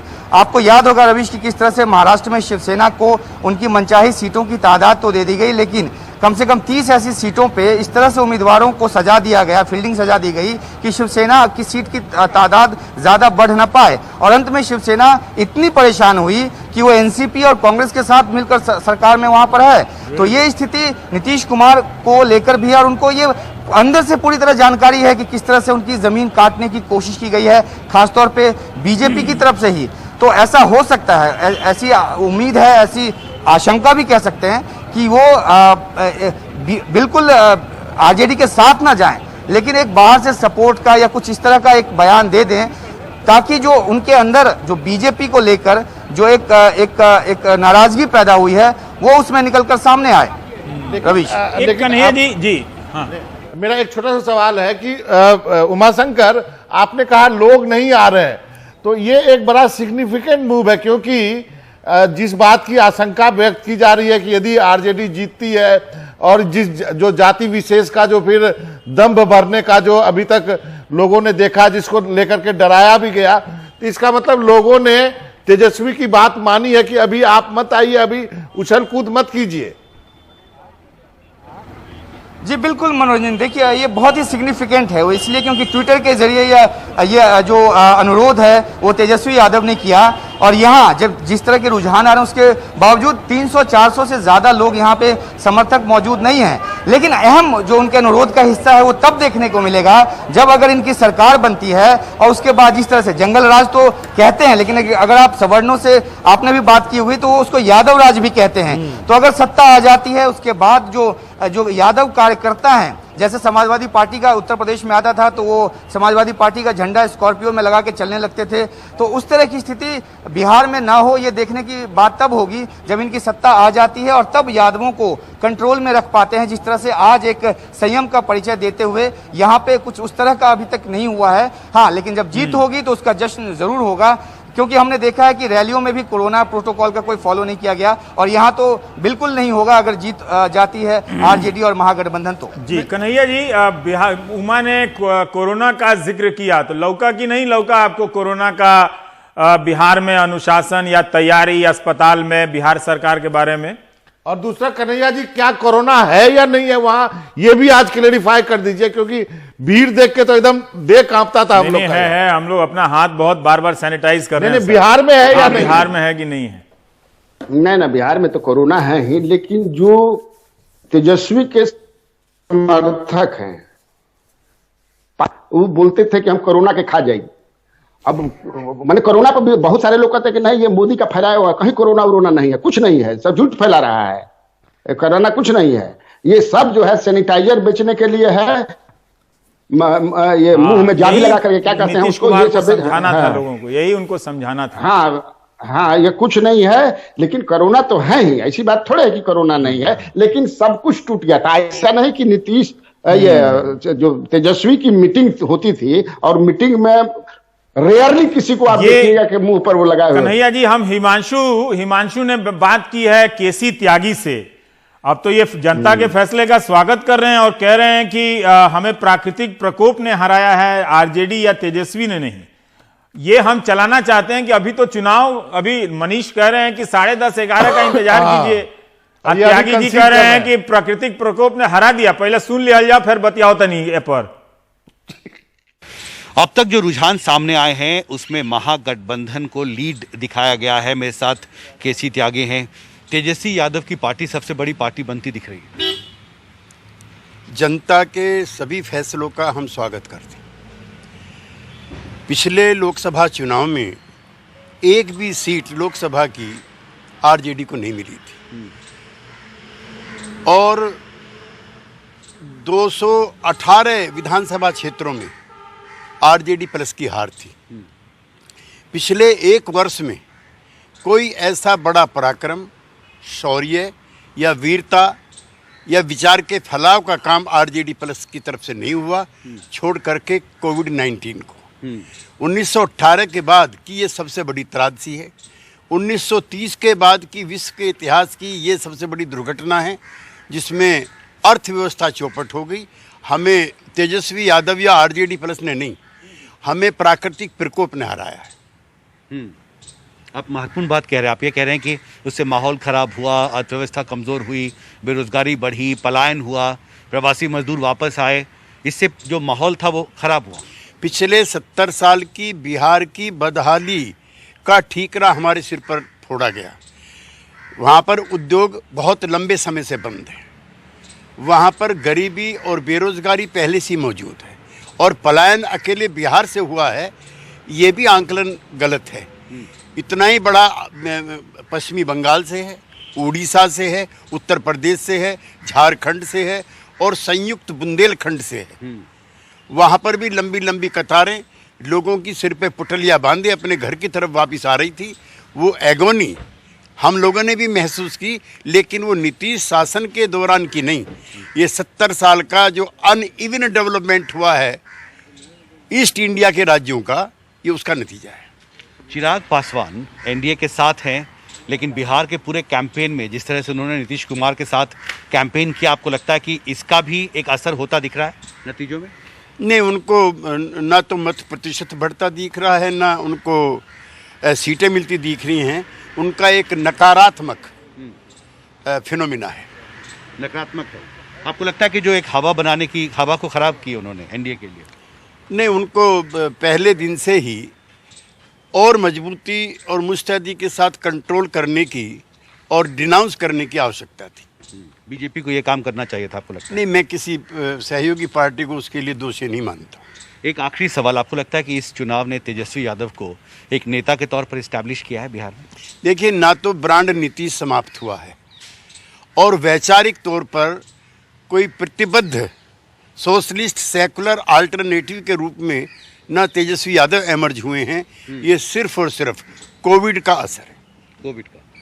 कोविड की वजह से ही आपको लगता है कि एनडीए पिछड़ गए? सिर्फ और सिर्फ कोविड की वजह से।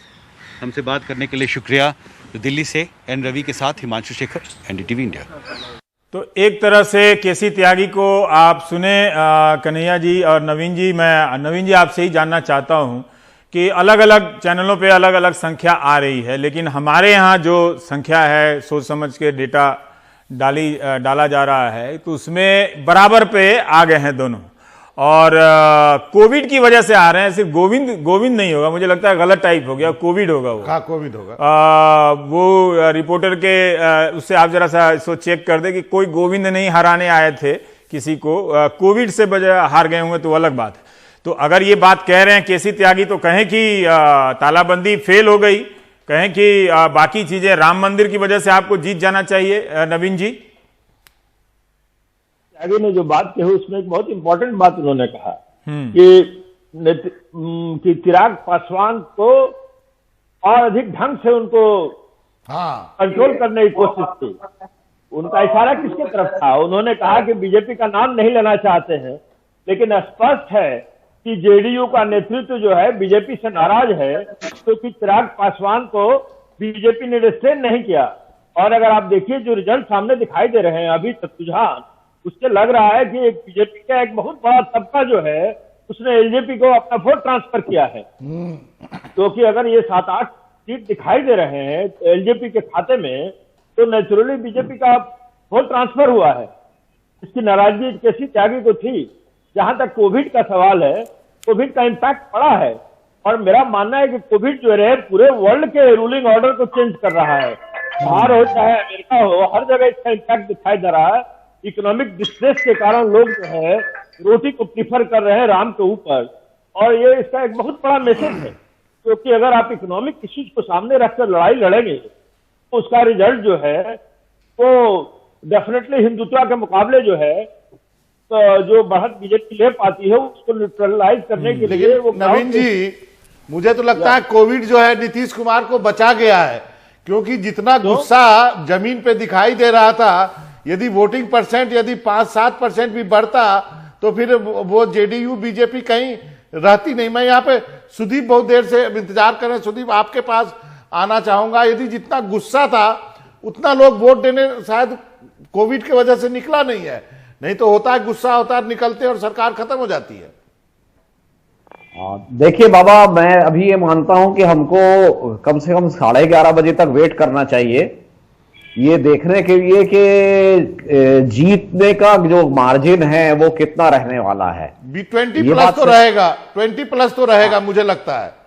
हाँ, अभी ये बात सही है कि ग्राउंड पे जो गुस्सा दिखाई दे रहा था उसको रिफ्लेक्ट नहीं कर रहा है नतीजा। नहीं, मेरा एक ही इंडिकेटर है सुदीप, मेरा एक ही इंडिकेटर है। यदि कांग्रेस बहुत अच्छा कर रही है, मैं तो उस स्टैंडर्ड से सोचता हूं इसका मतलब लोगों ने सच में इस सरकार के खिलाफ वोट किया है। बिल्कुल किया है। कांग्रेस देखिए, सीपीआई एमएल देखिए, सीपीएम देखिए, सीपीआई देखिए, सारे लोग अच्छे कर रहे हैं। लेकिन कुछ पॉकेट्स में अभी भी, जैसे मुजफ्फरपुर का पॉकेट है, वो पूरा का पूरा एनडीए के फेवर में जाता दिख रहा है।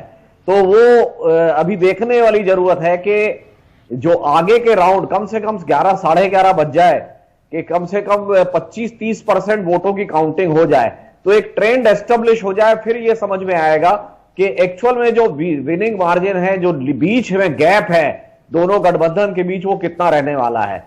जहां तक आपने ये कहा कि जो ग्राउंड पे गुस्सा था वो अभी के नतीजे से रिफ्लेक्ट नहीं कर रहा है, वो मैं सहमत हूं।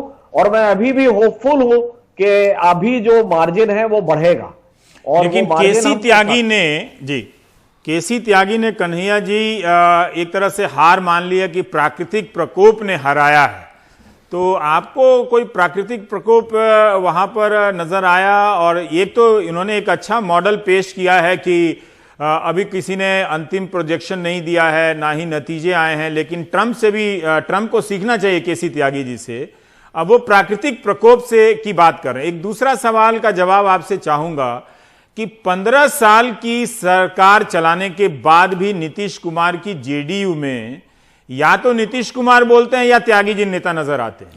तो मैं ये जानना चाहता हूं कि क्या वहां भी नंबर 2, 3 का कोई मॉडल नहीं है? कोई कुर्सी, स्टूल, ब्रेंच कुछ भी नहीं है वहां?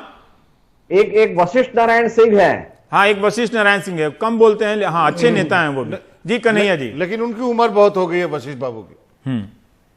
देखिए, पहला आपके सवाल का जवाब ये है कि त्यागी जी को पता चल गया है, क्योंकि एक सेकंड कन्हैया जी, मनीष के साथ कोई आया, एक सेकंड रोकिएगा। मनीष आप शुरू हो जाइए। बाबा हमारे साथ संजय सिंह हैं। संजय सिंह 2015 के चुनाव में भी सबसे पहले व्यक्ति थे जेडीयू से जो निकलकर उन्होंने कहा था कि महागठबंधन जीतेगा। संजय जी, आज आप सीएम हाउस के बाहर आए हैं, क्या खबर है आपके पास? हमारा सरकार एनडीए की सरकार बन रही है। नीतीश कुमार जी के नेतृत्व में फिर बिहार के जनता ने भरोसा जताया। नहीं, ये आपका कहने का आधार क्या है? एग्जिट पोल में जो दिखाया गया है, जो सीट हम लोग हार रहे हैं वो थर्ड राउंड में जेडीयू आगे चल रहा है। यही नहीं, 3500 वोट से आगे चल रहा है। तो ये रुझान बताता है, दर्शाता है कि नीतीश कुमार जी के नेतृत्व में फिर एनडीए बिहार में आ रहा है। आपके पास अभी क्या खबर है? पिछली बार आपके पास कुछ खबर? हमने तो पहले ही खबर कर दिया कि हम लोग बहुत आगे चल रहे हैं, नीतीश कुमार जी के नेतृत्व में यहाँ सरकार बनेगी। नहीं, क्या आपके पास क्या नंबर क्या है, आंकड़ा क्या है? आंकड़ा अभी कैसे बता देंगे? आप याद कीजिए, हमने कहा था पिछले बार ना 2015 में वही हाल होने वाला है यहाँ। लेकिन अभी जो सिचुएशन दिख रहा है तो रवीश, ये संजय सिंह हैं जिनका कहना है कि फिर से उन्हीं की सरकार बनने वाली है। उन लोगों को जो खबर है, चुनाव आयोग से जो फीडबैक मिल रहा है, उसके अनुसार अब वो दूसरे तीसरे राउंड में हर क्षेत्र में जो है उन एनडीए उम्मीदवार जो हैं वो आगे निकल रहे हैं। रवीश, इंतजार करते हैं। एक तरह से केसी त्यागी कह रहे हैं कि प्राकृतिक प्रकोप ने हराया। लगता है वो देखने के बाद तुरंत संजय सिंह बाहर आए और बोले कि नहीं, नीतीश कुमार की सरकार बन रही है। ये सब भी बोलना बहुत जरूरी होता है, क्या पता कलेक्टर किसको दे दे सर्टिफिकेट। ये पुरानी सोच अभी भी है, हालांकि होता नहीं है ऐसा। हाँ कन्हैया जी, हम पार्टी के बारे में बात कर रहे थे, नीतीश और प्राकृतिक प्रकोप के बारे में। अरे काहे का प्राकृतिक प्रकोप है? उनको जो है नेटवर्क नीतीश कुमार जी का बहुत बढ़िया है, हर चीज का। और नीतीश कुमार जी ने ऐसा ही नहीं, 3 फेज में चुनाव था, 2 फेज में जो चुनाव हो गया उसके बाद उनका, नीतीश कुमार चाणक्य को बहुत पढ़ते हैं, जान लीजिए। किसी को पढ़ते हैं तो चाणक्य को पढ़ते हैं। वो गुप्तचरी व्यवस्था चाणक्य की बहुत अच्छी थी और इनकी भी गुप्तचरी व्यवस्था बहुत अच्छी है। इनको फीडबैक मिल गया, गयो तो इसके बाद उन्होंने कहा कि हम संन्यास लेंगे। लेकिन फिर जो है उनके हरिवंश जी हों या कई लोगों ने ये किया, तो कहीं से जो है ये नहीं है। अब आप जो दूसरा पूछ रहे हैं, एकदम ये उनको पता चल गया है कि हम अब जा रहे हैं, जनता ने रिजेक्ट कर दिया है, कोई प्राकृतिक प्रकोप नहीं है। ये प्रधानमंत्री ने जो कहा है। नहीं कन्हैया जी, किसी भी हालत में आपको लगता है कि ये इलेक्शन क्लोज होने वाला है? जैसा कि अभी रुझान है बराबर 111, 112, 111। अब तो बीजेपी की सरकार है बिहार में, इस वक्त तो बीजेपी की सरकार है रुझान। आप तो हमारे साथ फेसबुक पर जुटे हुए हैं, जोड़ घटाओ गुणा भागा सब करके मैंने 126 सीट दिया है। ओके, हम भी दिन भर इसी में काम करते हैं। तो प्रधानमंत्री ने जो कहा हर जगह लोकल को वोकल बनाएंगे, तो लोकल वोकल हो गया, हटाइए इनको। जी कन्हैया जी, एक ब्रेक लेते हैं, आते हैं। आप सुदीप जी और नवीन जी बने रहिएगा। आपका वोकल ग्लोबल हो गया है।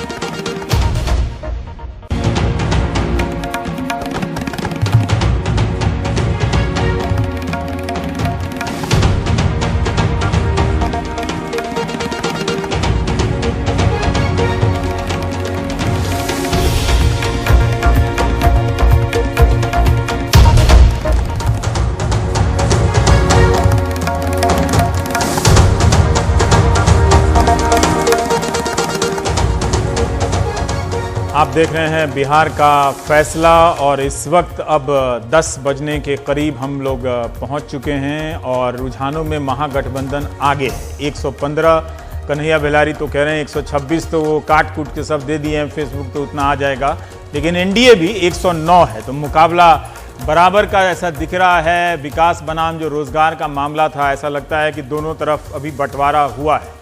आगे के चरणों में दूसरा, तीसरा, चौथा राउंड का जब इलेक्शन और काउंटिंग होगा, ये चीज़ें लीड में कौन 122 से पहले गुजरता है, क्योंकि एलजेपी और एनडीए को मिलाकर देखें तो वो इस वक्त महागठबंधन से आगे है। तो ये एक दो मौका आया है जब महागठबंधन से पीछे गया है और बीजेपी आगे गई है, लेकिन कई चैनलों में महागठबंधन बहुत स्पष्टता के साथ, ज़्यादा लीड के साथ बीजेपी से आगे भी है। बीजेपी को 60 सीट है, जेडीयू को 42 है। बहुत नुकसान हो रहा है, आप देखिए 29 सीटों का नुकसान है जेडीयू को। वीआईपी को 4 सीटों का फायदा है और हम को 2 सीटों का फायदा है। तो 7 सीट यहाँ से और एलजेपी से। तो बीजेपी की अपनी रणनीति जो थी मास्टर स्ट्रोक वाली, हो सकता है कि कुछ काम करती हुई नजर आ रही है, लेकिन महागठबंधन में अगर आप देखें तो कांग्रेस को भी एक 31 सीटें आ रही हैं, जो उम्मीद नहीं की जा रही थी कि कांग्रेस को 31 सीटें आएंगी, और आरजेडी के पास अकेले 72 सीटें हैं, सबसे ज़्यादा।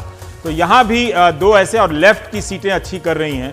तो अगर ये ट्रेंड बना रहा, ये बेस बाबा, तो मुझे लगता है कि महागठबंधन फिर फाइनली आगे जा सकता है, जो अभी तक है। लेकिन सुदीप कह रहे हैं कि संभलना, हम लोग संभल के ही बोल रहे हैं कि अभी चीजें सारी बदल रही हैं। जी हाँ, लेकिन आप देखिए ट्रेंड जो है, यदि 72, 31, 7, 3, 2, तो ये ट्रेंड है अभी। लेकिन जो एनडीए को एक फायदा है, जो कि उनकी रणनीति, जो जैसा आपने कहा कि जो एलजेपी की रणनीति है, जो एंटी इनकम्बेंसी वोटों का गुस्सा के लिए जो एक उन्होंने छोटा सा धरा अलग छोड़ रखा था, जो लगातार नीतीश कुमार को अटैक करके जो वोट पाया है, वो रणनीति जो लगता है शायद उनकी काम कर गई है। अभी जो है एलजेपी अच्छा कर रही है। जी, बहुत कुछ अभी चीजें जमीन पर बदलती हुई नजर आ रही हैं।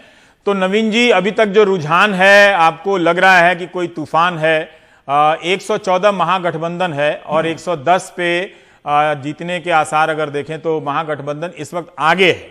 और अभी तो चुनाव तो 10:30, 11 बजे के बाद ही स्पष्ट नजर आने लगेगा, और आधा घंटा 1 घंटा इंतजार करना चाहिए। लेकिन सबसे बड़ी पार्टी 72 सीटों के साथ आरजेडी है। नवीन जी, देखिए अभी थोड़ा और वेट करना पड़ेगा, हम लोग कम से कम 1 घंटे वेट कर लेना चाहिए। पिछले बार का एक्सपीरियंस हमारे सामने है, क्योंकि संजय मयूख बांट रहे थे स्वीप बीजेपी ऑफिस के सामने, तो और सडनली लास्ट 11 o'clock के बाद सारा ट्रेंड चेंज हो गया था।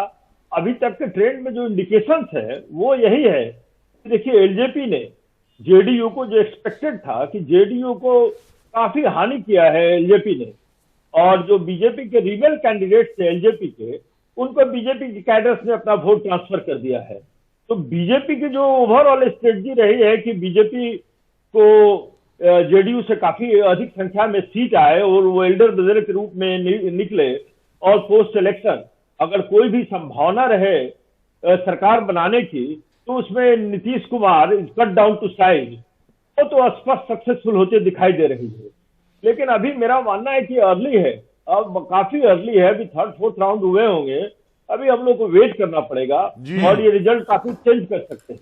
नहीं, ना आप लोग जाने वाले हैं, ना मैं जाने वाला हूं, ना बाबा जाने वाले हैं। हम लोग सुदीप को लाना चाहूंगा। सुदीप, मेरा एक सवाल है, जेडीयू को 30 सीटों का नुकसान, बीजेपी को जो है वो 8 सीटों का फायदा, और परवीन कुशवाहा जो है यहाँ देखिए ये जो है वो पटना साहिब में आगे चल रहे हैं। बीजेपी के ये नंद किशोर यादव जी की सीट थी। तो मेरा आपसे यही सवाल था कि जेडीयू को 30 सीटों का नुकसान ये भारी पड़ रहा है। देखिए, जेडीयू को जो नुकसान हो रहा है वो जो जिस रणनीति से बीजेपी चुनाव लड़ रही थी उसका क्लियर इंडिकेशन है, क्लियर सबूत है। वो अभी देखना ये बाकी है कि बीजेपी जो पिछले बार 243 सीटों में से करीब 170 सीटों पर लड़ी थी और 53 सीटें जीत के आई थी, उसके मुकाबले इस बार उसका स्ट्राइक रेट क्या रहने वाला है। अगर उसका स्ट्राइक रेट वो अपना बचा लेती है, 62 सीट पे आगे है, अभी बीजेपी 62 सीट पर आगे है, इसका मतलब ये है 50% से अधिक एक्साइट रेट है, स्ट्राइक रेट अभी है। इसका मतलब यह है कि बीजेपी ने जो लोजपा के साथ मिलकर जो रणनीति बनाई थी वो कुछ हद तक काम कर रही है, कुछ पॉकेट्स में काम कर रही है। और जैसे मैंने बताया कि मुजफ्फरपुर की पट्टी में ज्यादातर सीटें बीजेपी जीतती दिख रही है। तो इस तरीके से अभी मैं फिर कहूंगा कि 1 घंटे वेट करना चाहिए, इसको पूरे ट्रेंड को एस्टेब्लिश होना चाहिए कि अगर इस तरीके से हुआ है तो फिर यह माना जाएगा कि पहले चरण का वोटिंग देखने के बाद दूसरे और तीसरे चरण में बीजेपी ने अपनी रणनीति में फेरबदल करते हुए एलजेपी और अपने बीच की अंडरस्टैंडिंग को ज्यादा बेहतर करते हुए वोटों का ट्रांसफर किया है। एलजेपी भी 8-10 सीटें आगे दिख रही है आज अभी की स्थिति। कन्हैया जी, मेरा एक सवाल है कि क्या इस वक्त जो गिनती हो रही है, आप लोगों का अपना अनुभव से बता सकते हैं कि क्या ऐसा है कि ग्रामीण क्षेत्रों का ईवीएम अभी नहीं खुला होगा? इस तरह से होता है क्या कि पहले शहरों का खुल जाता है, फिर ग्रामीण क्षेत्रों का खुलेगा बाद में, तब पता चलेगा? बिल्कुल बिल्कुल, आप सही कह रहे हैं। अभी ग्रामीण क्षेत्रों का नहीं खुला है, आप डाउट में मत रहिए। मैं कह रहा हूं, मैं घूम कर आया हूं 2 महीना, ऐसे ही नहीं घूमे। 2005 में मैंने लालू यादव से कह दिया था जा रहे हैं, तो हमको गाली उली देने लगे, कैसे कह रहे हो जा रहे हैं, हम जा रहे हैं। 2010 में उन्होंने कहा, मैं पूछा कि क्या आपको 20 को सीट नहीं आएगा, तो कहे कि 38 गो जिला बा में एको नहीं मिलेगा, भागे चले, भाग गए, चले गए। मैं कह रहा हूं, सूंघ करके कह रहा हूं, जमीन से सूंघ करके कह रहा हूं, नहीं तेजस्वी यादव को बनना है, नीतीश जी को जाना है। अब नीतीश जी से लोग खपा है। आप एक सवाल पूछे थे पहले, मैं उसका जवाब दे दूं कि नीतीश कुमार ने सेकंड लाइन का क्यों नहीं खड़ा किया। आप देखिए, ये लोग बोलते हैं कि लालू यादव जब फंसे तो राबड़ी को ला दिया। ये जब छोड़े, चुनाव हारने के बाद 14 में तक किसको लाए? मांझी बेचारा बोले कि हम तो संदूक में कुल अपने कपड़ा धो के बंद करके मेहरानू के साथ गांव पे जाते हैं तो साहब के फोन आई लकी आ जाना। बताइए, एक से एक इनके यहाँ लोग थे कि नहीं थे? किसी को बनाया? ऐसा ही होता है। लेकिन बाद में मांझी अखफोर हो गए, अखफोर माने समझ में करते हैं, अखफोर हो गए तो इनको परेशानी होने लगी। मतलब कोई उस पार्टी का स्ट्रक्चर नहीं है, मतलब उन्होंने कोई राजनीतिक गतिविधियां दल का होता है, होती हैं, वो सब नहीं खड़ा करते हैं आप फिर अपने से उसको मिटा भी देते हैं। जैसे प्रशांत किशोर को उन्होंने खड़ा किया था, लेकिन प्रशांत किशोर को आरसीपी से इकरा करके फिर हटा दिए। आरसीपी को भी उन्होंने किया था।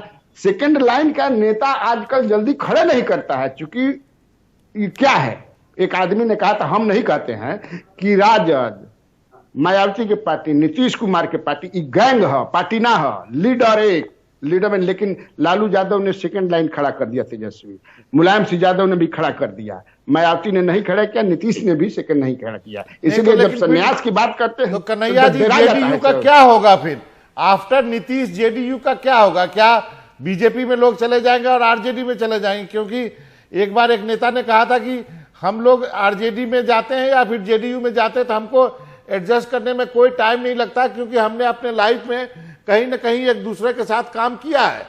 तो फिर जेडीयू का फ्यूचर क्या है आफ्टर नीतीश? रसातल में चल जाएगी, रसातल में कहीं नहीं रहेगा। भाई कहे रहुआ खिसिया के सीधे रसातल में भेज देता नहीं, खड़ा नहीं किया है कोई लीडरशिप। कौन उसको लीड करेगा? किसकी लीडरशिप लोग मानेंगे?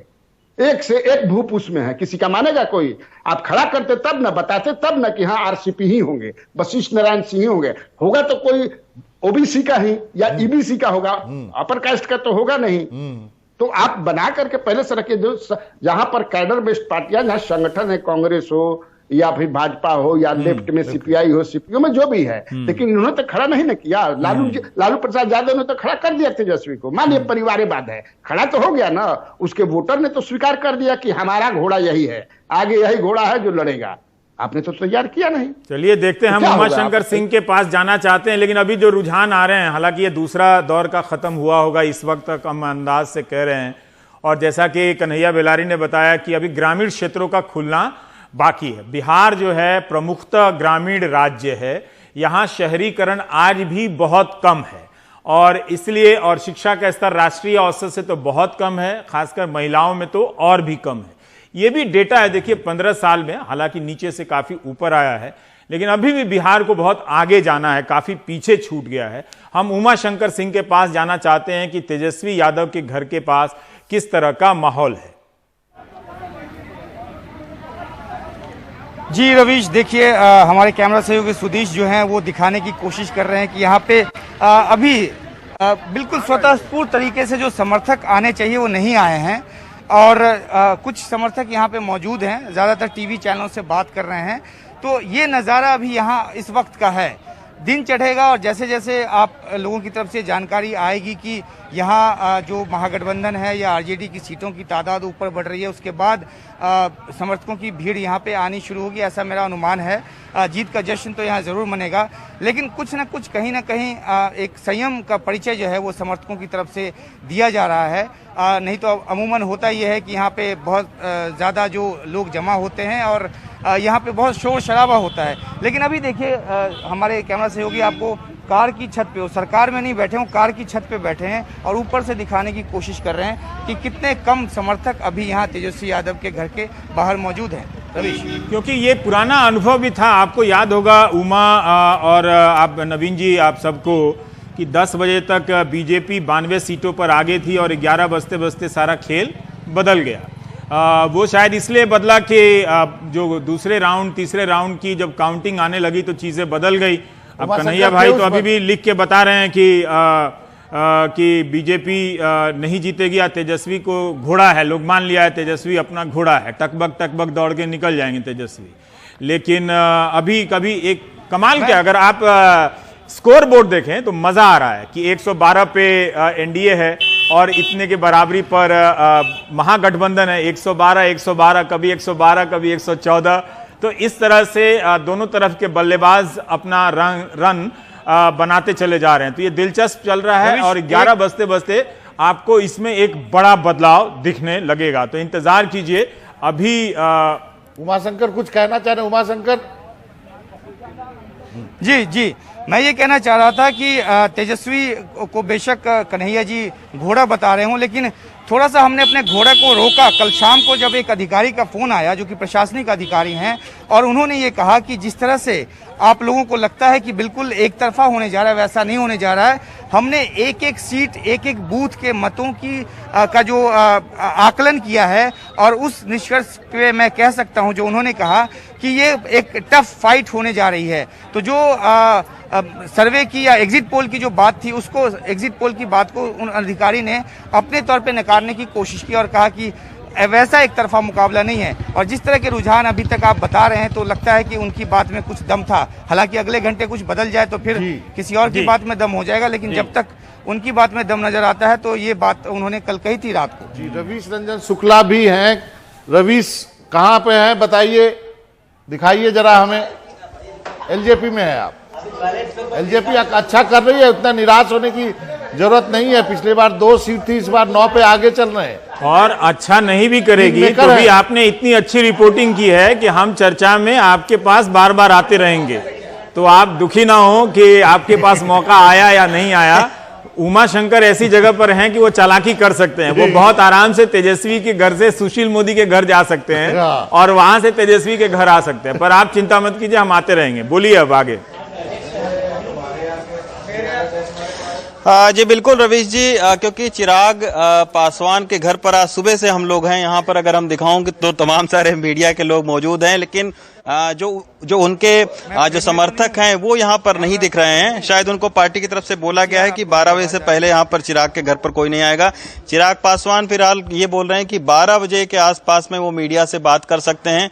तो अभी जो है वो 9 सीटें बढ़ी हैं, तो थोड़ी सी अंदर से जो है वो काफी जो है वो खुश हैं लोग, क्योंकि शायद उन्हें लग रहा है कि दर्जन भर से ज्यादा सीटें वो जीत सकते हैं।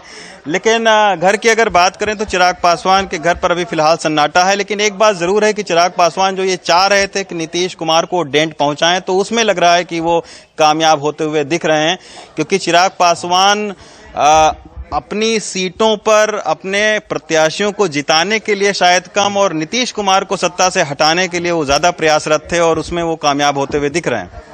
जी हाँ, सही कर रहे हैं। यदि हम नंबर्स बता दें, 115 पर महागठबंधन है, 5 सीटों का फायदा है। एनडीए 110 है, 15 सीटों का नुकसान है। लेकिन एलजेपी को यदि आप एनडीए में जोड़ते हैं तो 119 की संख्या होगी। एलजेपी को 7 सीटों का फायदा है। अन्य जो है वो 9 पे हैं, उनको 3 सीटों का फायदा। कन्हैया जी, एक दर्शक ने आपसे सवाल पूछा है कि नूरी का मामला क्या है। मैं नहीं जानता हूँ क्या नूरी इज, हाँ वही बताएंगे, हम क्यों बताएं। नूरी कौन है बिहार में? वो बहुत लिखते हैं अपने फेसबुक पर।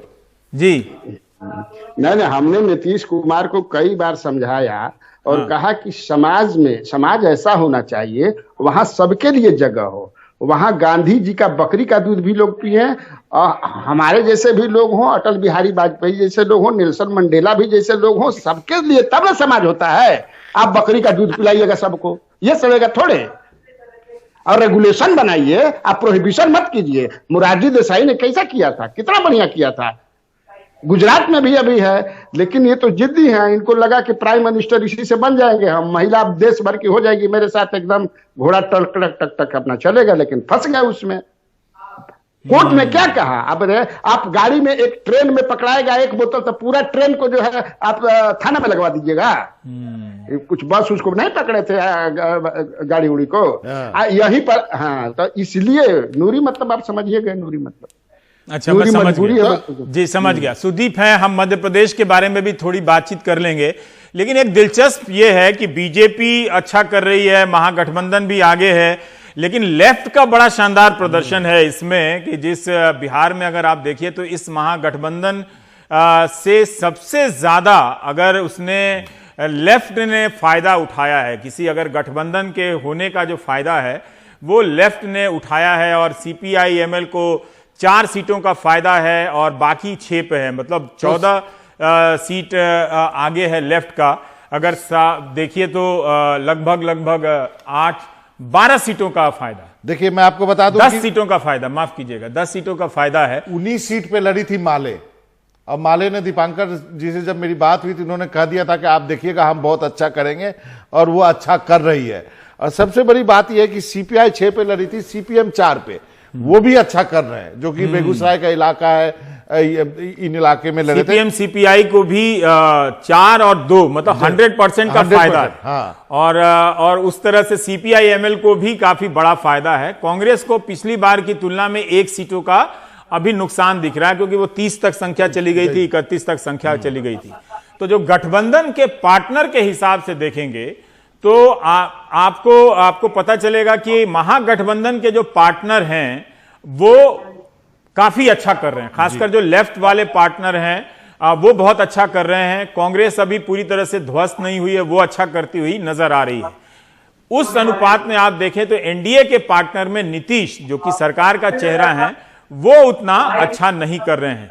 तो अगर इस लिहाज से देखें कि ये अगर उसकी तलछटी पे अगर लेफ्ट बना हुआ है बढ़िया से, और कांग्रेस अगर 27 और 30 के बीच में भी रहती है, तो आरजेडी को सरकार तक ये संख्या पहुंचा देगी। और वहां पे एनडीए में दिक्कत ये है कि जो जेडीयू है वो बहुत अच्छा के बहुत खराब कर रही है। मतलब 30 सीट आप 41 जीत रहे हो और 30 हार रहे हो। आप सोचो ना, 70 के प्लस थी ना, वो जो सबसे बड़ी पार्टी जिसे होनी चाहिए थी, वो तीसरे नंबर की पार्टी हो रही है इस चुनाव में। और 2015 में भी सबसे बड़ी पार्टी आरजेडी थी, तो उनको तो अच्छा परफॉर्म करना ही पड़ेगा।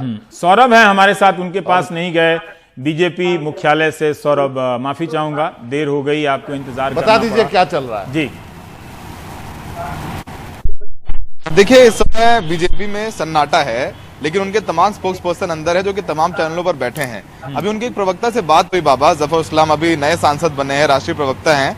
उन्होंने ऑन रिकॉर्ड तो कहा कि बड़ी बराबरी की लड़ाई है, हम लोग आगे निकल जाएंगे और अभी 2 बजे तक स्थिति स्पष्ट होगी। आप लोग तेजस्वी को बहुत रैली में भीड़ दिखा रहे थे, पर आप देखेंगे कि हम लोग कंफर्टेबली बना लेंगे सरकार। लेकिन जो कुछ प्रवक्ता, इनसे ऐसे बात हो रही थी ऑफ रिकॉर्ड बाबा, तो उनका यही कहना है कि कहीं ना कहीं अगर बहुत कांटे की लड़ाई होती है और अगर कहीं चिराग पासवान 6 से 7 सीट ले आते हैं तो हो सकता है कि समीकरण कुछ हो, उनको साथ में ले लिया जाए। तो बीजेपी ने प्लान ए, प्लान बी और प्लान सी अपना तैयार कर रखा है। लेकिन सबसे बड़ी बात यह है कि जिस तरीके से जो एग्जिट पोल्स थे उसमें जिस तरीके से क्लियर एज था आरजेडी और महागठबंधन को, वो काफी करीब की लड़ाई हो गई। और यही वजह है कि थोड़ा सा जो उत्साह कम था सुबह 7 बजे, वो भी 10 बजे थोड़ा सा उत्साह बढ़ा है। इनके तमाम प्रवक्ता वगैरह यहाँ पर आ रहे हैं। जेपी नड्डा दिल्ली में ही हैं, वो सिचुएशन पर नजर बनाए हुए हैं। भूपेंद्र यादव जो उनके इंचार्ज है वो वहां पर हैं। और देखिए, सबसे अहम बात यही है जो यहाँ पर कह रहे हैं कि जो बीजेपी ने, भले ही वो कह रहे हो कि नीतीश कुमार उनका चेहरा है, मुख्यमंत्री बनेंगे, लेकिन उन्होंने पूरा कैंपेन है बाबा, वो अपना पूरा कैंपेन प्रधानमंत्री मोदी के नाम पे लड़ा है। उनकी रैलियों में भी प्रधानमंत्री मोदी की उज्ज्वला योजना की बात हुई, गरीब कल्याण जो तमाम योजनाएं हैं उनकी बात हुई। तो नीतीश कुमार के कामों पर या फिर जो एनडीए की सरकार रही है 3 टर्म की, उसके कामों पर बात नहीं हुई है, केंद्र सरकार के बारे में ही बात हुई है। तो कहीं ना कहीं इस बार भी बीजेपी को मोदी जी का सहारा है। लेकिन जिस तरीके से बीजेपी वाले खुश इस बात पर भी हैं क्योंकि उनका प्रदर्शन नीतीश कुमार से काफी बेहतर है, तो हो सकता है कि आगे उनके प्लान बी और प्लान सी में कुछ परिवर्तन करें। लेकिन फिलहाल वो यही कह रहे हैं कि इंतजार करिए, हम कंफर्टेबल सरकार बनाएंगे और लड़ाई बराबरी की है। लेकिन एक बात तो अहम है कि मान रहे जिस तरीके से उन्होंने चुनाव से पहले 1 महीने पहले तक तेजस्वी यादव को पूरी तरीके से खारिज किया है, अब उसकी स्वीकारोक्ति हो गई। जब प्रधानमंत्री कहते हैं जंगल राज का युवराज, तो समझ लीजिए कि तेजस्वी यादव वाकई में इनके अटैक के केंद्र बिंदु में। और ये लोग, इनको बोला गया है कि आप लोग शांति बनाए रखें और 2 बजे के बाद जो है पार्टी तय करेगी किस तरीके से अब इस पूरे मामले को आगे लेके जाना है, तब जब स्थिति पूरी तरीके से स्पष्ट हो जाएगी। आपने बहुत अच्छा, जैसे ही स्पष्ट होगी राज्यपाल की भूमिका स्पष्ट हो जाएगी। नहीं बहुत सेंसेबल है ये, बहुत सेंसेबल है कि 2 बजे तक इंतजार कीजिए। पिछले बारी तो लड्डू बांट दिए थे बेचारे, मतलब संजय मयूख साहब वहां पे लड्डू बांटने लगे थे। वो तो 92 सीट पे बीजेपी आ गई थी ना 10 बजे तक। सब कोई कह रहा है कि कन्हैया जी, लोग पुष्य मित्र भी हमारे साथ जुड़ गए हैं, सब कोई कह रहा है कि 11 बजे तक की स्थितियां ज्यादा बेहतर होंगी। क्या सभी को 11 बजे का इंतजार करना चाहिए कन्हैया जी? हाँ, सही बात है, सही बात है। 11 बजे तक इंतजार करना चाहिए। 11 बजे तक स्पष्ट हो जाएगी और स्पष्ट यही होगी कि मामला उलट गया। पुष्य मित्र, आप क्या कहते हैं? मुझे तो लगता है कि 12 बजे तक इंतजार करना चाहिए, क्योंकि इस बार ईवीएम की संख्या ज्यादा है। कोरोना की वजह से बूथ छोटे बने हैं और ईवीएम ज्यादा है, इसलिए थोड़ा समय लगेगा।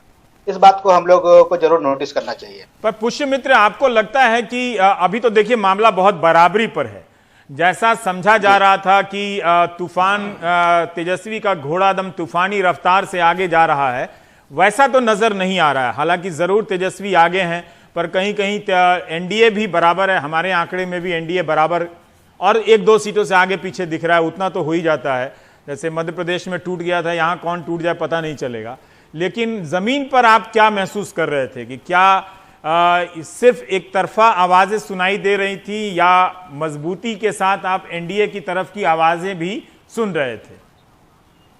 देखिए, एनडीए के को जो लोग खारिज कर रहे हैं वो गलतफहमी में थे। मैं कन्हैया भैया से भी ना इत्तेफाक रखता हूं, क्योंकि एनडीए का जो अपना बेस है वो बहुत बड़ा है, वो लगभग 50% के आसपास का बेस है, और महागठबंधन का जो बेस है वो 31-32% का है।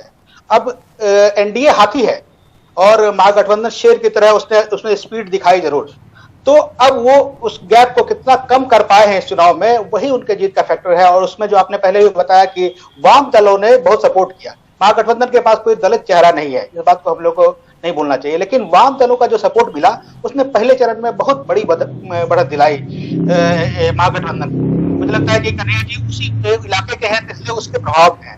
लेकिन जैसे ही लड़ाई इधर उत्तर बिहार में पहुंची तो फिर वो जातियों के खेल में आ गई, और उसमें भी तेजस्वी अपने मुद्दे पर जरूर टिके रहे, लेकिन वो बहुत टफ हुई लड़ाई। हम लोग इस बात को नहीं हम लोग को बोलना चाहिए कि वोट बेस जो है वो एनडीए का, अभी जो एनडीए है उसका बहुत बड़ा है। उसमें सवर्ण भी है, अति पिछड़े भी हैं, निषाद जाति भी है, मुसहर जाति भी है। और महागठबंधन के पास अगर जाति का हम लोग बेस देखते हैं तो जो फर्म तरीके से खड़े हैं वो सिर्फ यादव और मुस्लिम है। तो उस गैप को तेजस्वी ने अपने आक्रामकता से, महागठबंधन ने अपने कौशल से जरूर कम किया है, इसलिए वो आगे बढ़ रहे हैं। वो कितना कर पाएंगे उस पर निर्भर होगा, इसलिए कांटे की टक्कर। लेकिन इस चुनाव में ये कहा गया कि इस बार जातियां टूटी है नौकरी के नाम पर, और लोग जो है रोजगार के नाम पे जातियों से बाहर निकले हैं। तो क्या आपको लगता है वो आकलन गलत है? उत्तर बिहार में जाति के आधार पर वो इलाका जब देखेंगे, खासतौर पर मिथिलांचल का इलाका और कोसी का इलाका, इस दोनों इलाके में एनडीए को बढ़त आपको जरूर मिलती हुई नजर आएगी, क्योंकि यहाँ जाति के आधार पर हुए। इवन के सीमांचल के इलाके में भी जातियां बहुत महत्वपूर्ण रही। इधर जरूर पहले चरण में बेरोजगारी का जो बड़ा मुद्दा उठा था, और खासतौर पर लेफ्ट पार्टियों की जो अपना कैडर था, जो पूरे शाहबाद और औरंगाबाद के इलाके में रहा है, उसने जरूर कमाल दिखाया और उसने जातियों से इतर महागठबंधन को बढ़त दिलाई। वो फैक्टर है। इसलिए पहले चरण में महागठबंधन ने जो बहुत ज्यादा बढ़त ले ली थी, वो बढ़त उनके साथ रहेगी। कन्हैया जी, क्या जातियां प्रिवेल की हैं? पुष्यमित्र का जो कहना है वो आपके बात से एग्री नहीं कर रहे हैं।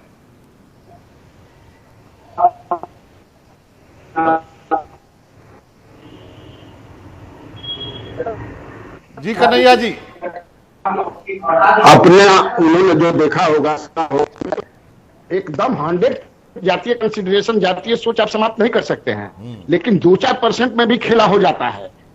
तो जो मैं बेगूसराय में तेजस्वी यादव के एक मीटिंग में था और देखा, वहां यूथों से बात किया, फिर रात में मैं वहां ठहरा भी था, मैं भूमिहारों के ही यहाँ ठहरा था, और मैंने जो युवाओं से बात किया वो मैंने, अब मैं जिस तरह से नीतीश कुमार को हमको हटाना है, नीतीश कुमार को हमको हटाना है, उसी तरह राजपूत, मैं ये बनमनखी के पास एक गांव सुखसेना ब्राह्मणों का गांव है, जब 2200 परिवार है ब्राह्मण का, वहां से मैंने कार्यक्रम भी किया था।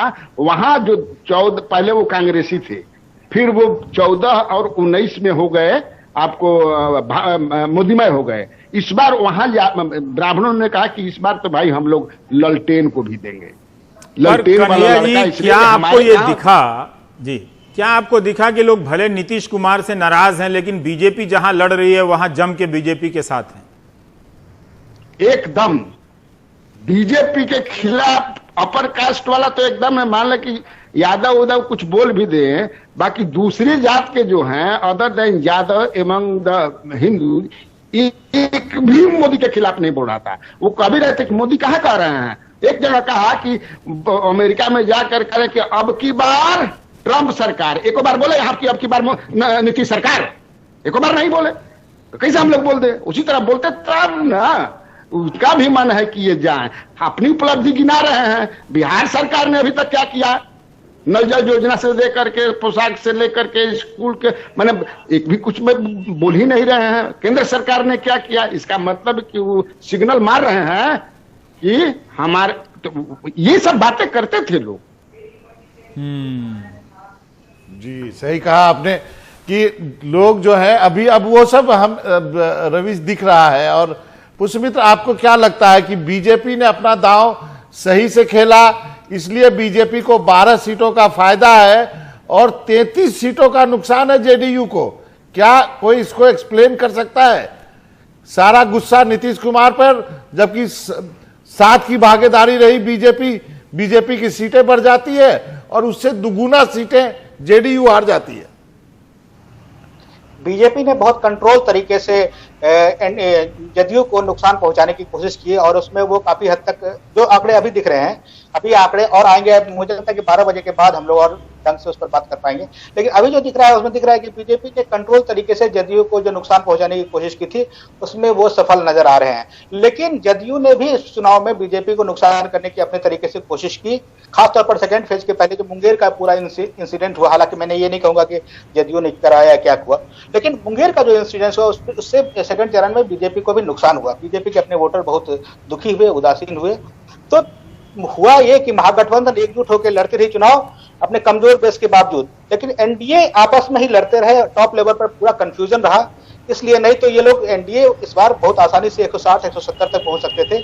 अभी जो घट रहे हैं उसकी वजह यह है कि बीजेपी बिहार में आत्मनिर्भर होना चाहती है। पिछले 35 साल में कोशिश करने के बावजूद वो आत्मनिर्भर नहीं हो पाई है, तो वो इनका आत्मनिर्भरता का अभियान है, इसलिए उन्होंने जी आजकल आत्मनिर्भरता का वैसे जमाना। मित्र ने अच्छी किताब लिखी है रुकतापुर, और उसमें यही है कि उस किताब को पढ़ते हुए आप महसूस करेंगे कि बढ़ते बढ़ते गाड़ी जो है वो रुक गई। गाड़ियां बढ़ती हुई नजर आ रही हैं मगर रुक गई हैं, जैसा कि और वो कन्हैया बेलारी की बात में रिफ्लेक्ट भी चीजें हो रही हैं कि 2010 के बाद जो गाड़ी है वो कई जगहों पर रुक गई है, और ये बिहार का नाम उन्होंने रुकतापुर दिया है। और सुदीप बहुत देर से चुप है। सुदीप आप जरा आप थोड़ा सेफोलॉजी भी करते हैं, आप ये बताइए कि कैसे हो सकता है एक गठबंधन में दो पार्टी दोनों चुनाव लड़ती है, एक को 32 सीट का नुकसान होता है, दूसरे को 13 सीट का फायदा होता है। इसका मतलब आपने किसके पीठ में चूड़ा भोंका है? देखिए, इसमें जो अभी जो दिखाया रहा है कि करीब 11 सीटें बीजेपी की बढ़ रही हैं और 9 सीटें एलजेपी की आ रही हैं, जो कि पिछले बार के मुकाबले 7 अधिक हैं। तो ये इन्होंने क्या किया है कि नीतीश कुमार के खिलाफ के गुस्से को अपने से दूर रखने और अपने को उसका कुछ फायदा भी दिलाने के लिए इन्होंने कई सीटों पर लोकल लेवल पर क्लियर कट एलजेपी के साथ गठबंधन जैसा रखा है। अब अगर एलजेपी और बीजेपी के गठबंधन से चुनाव हो रहा है तो वो नीतीश की सीटें तो नीचे जा रही हैं, लेकिन बीजेपी की अपनी सीटें बढ़ रही हैं। ये इन्होंने ग्राउंड पर जो नीचे लेवल का मैनेजमेंट है, और मैं ये देख रहा हूं कि ये पहले फेज के मुकाबले दूसरे और तीसरे फेज की सीटों में ये ज्यादा दिखाई दे रहा है। मतलब पहले फेज की सीटों में ये इतना इन्होंने वोट ट्रांसफर इंश्योर नहीं किया था, तो दूसरे और तीसरी फेज की सीटों में ये किया है।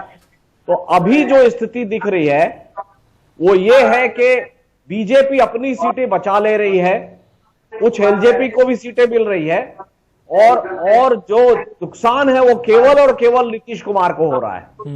लेकिन आप स्विंग के हिसाब से देखें, हमारे स्क्रीन पे अभी ब्रेक लेना पड़ेगा सुदीप, तो स्विंग जो है वो आरजेडी की तरफ बहुत ज्यादा है, 14% का स्विंग है, और एनडीए के खिलाफ 9% मतलब माइनस है, और 40% वोट है आरजेडी का, और एक तरह से 13% का स्विंग है, और एनडीए का -8 है। इसमें महागठबंधन को कोई रोक नहीं सकता अगर ये ट्रेंड है तो अभी तक। रवीश जी ये चेक कर लीजिए कि जो ये वोट स्विंग बता रहा है ये पिछले बार के जेडीयू और बीजेपी के वोट को जोड़कर बता रहा है क्या? क्योंकि अगर बीजेपी और जेडीयू के वोटों को जोड़कर बता रहा होगा तब आरजेडी का 14% स्विंग हमको दिखाई दे रहा है, जो कि वास्तव में उतना नहीं होगा, क्योंकि बीजेपी पिछले बार अलग गठबंधन में पूरा चुनाव लड़ी थी। जी। तो ये वोट स्विंग किस आंकड़े से दिखा रहा है? क्योंकि 14% का वोट स्विंग तो लैंडस्लाइड है, जो रिजल्ट में नहीं दिख रहा है। तो वो चेक करना पड़ेगा कि वो वोट स्विंग किस परसेंटेज से दिखा रहा है आपको। या फिर ये हो सकता है कि यदि जो सीटें जीत रही है वो बहुत बड़ी मार्जिन से जीत रही है। एक ब्रेक लेते हैं, फिर उस पर भी चर्चा करेंगे। हाँ,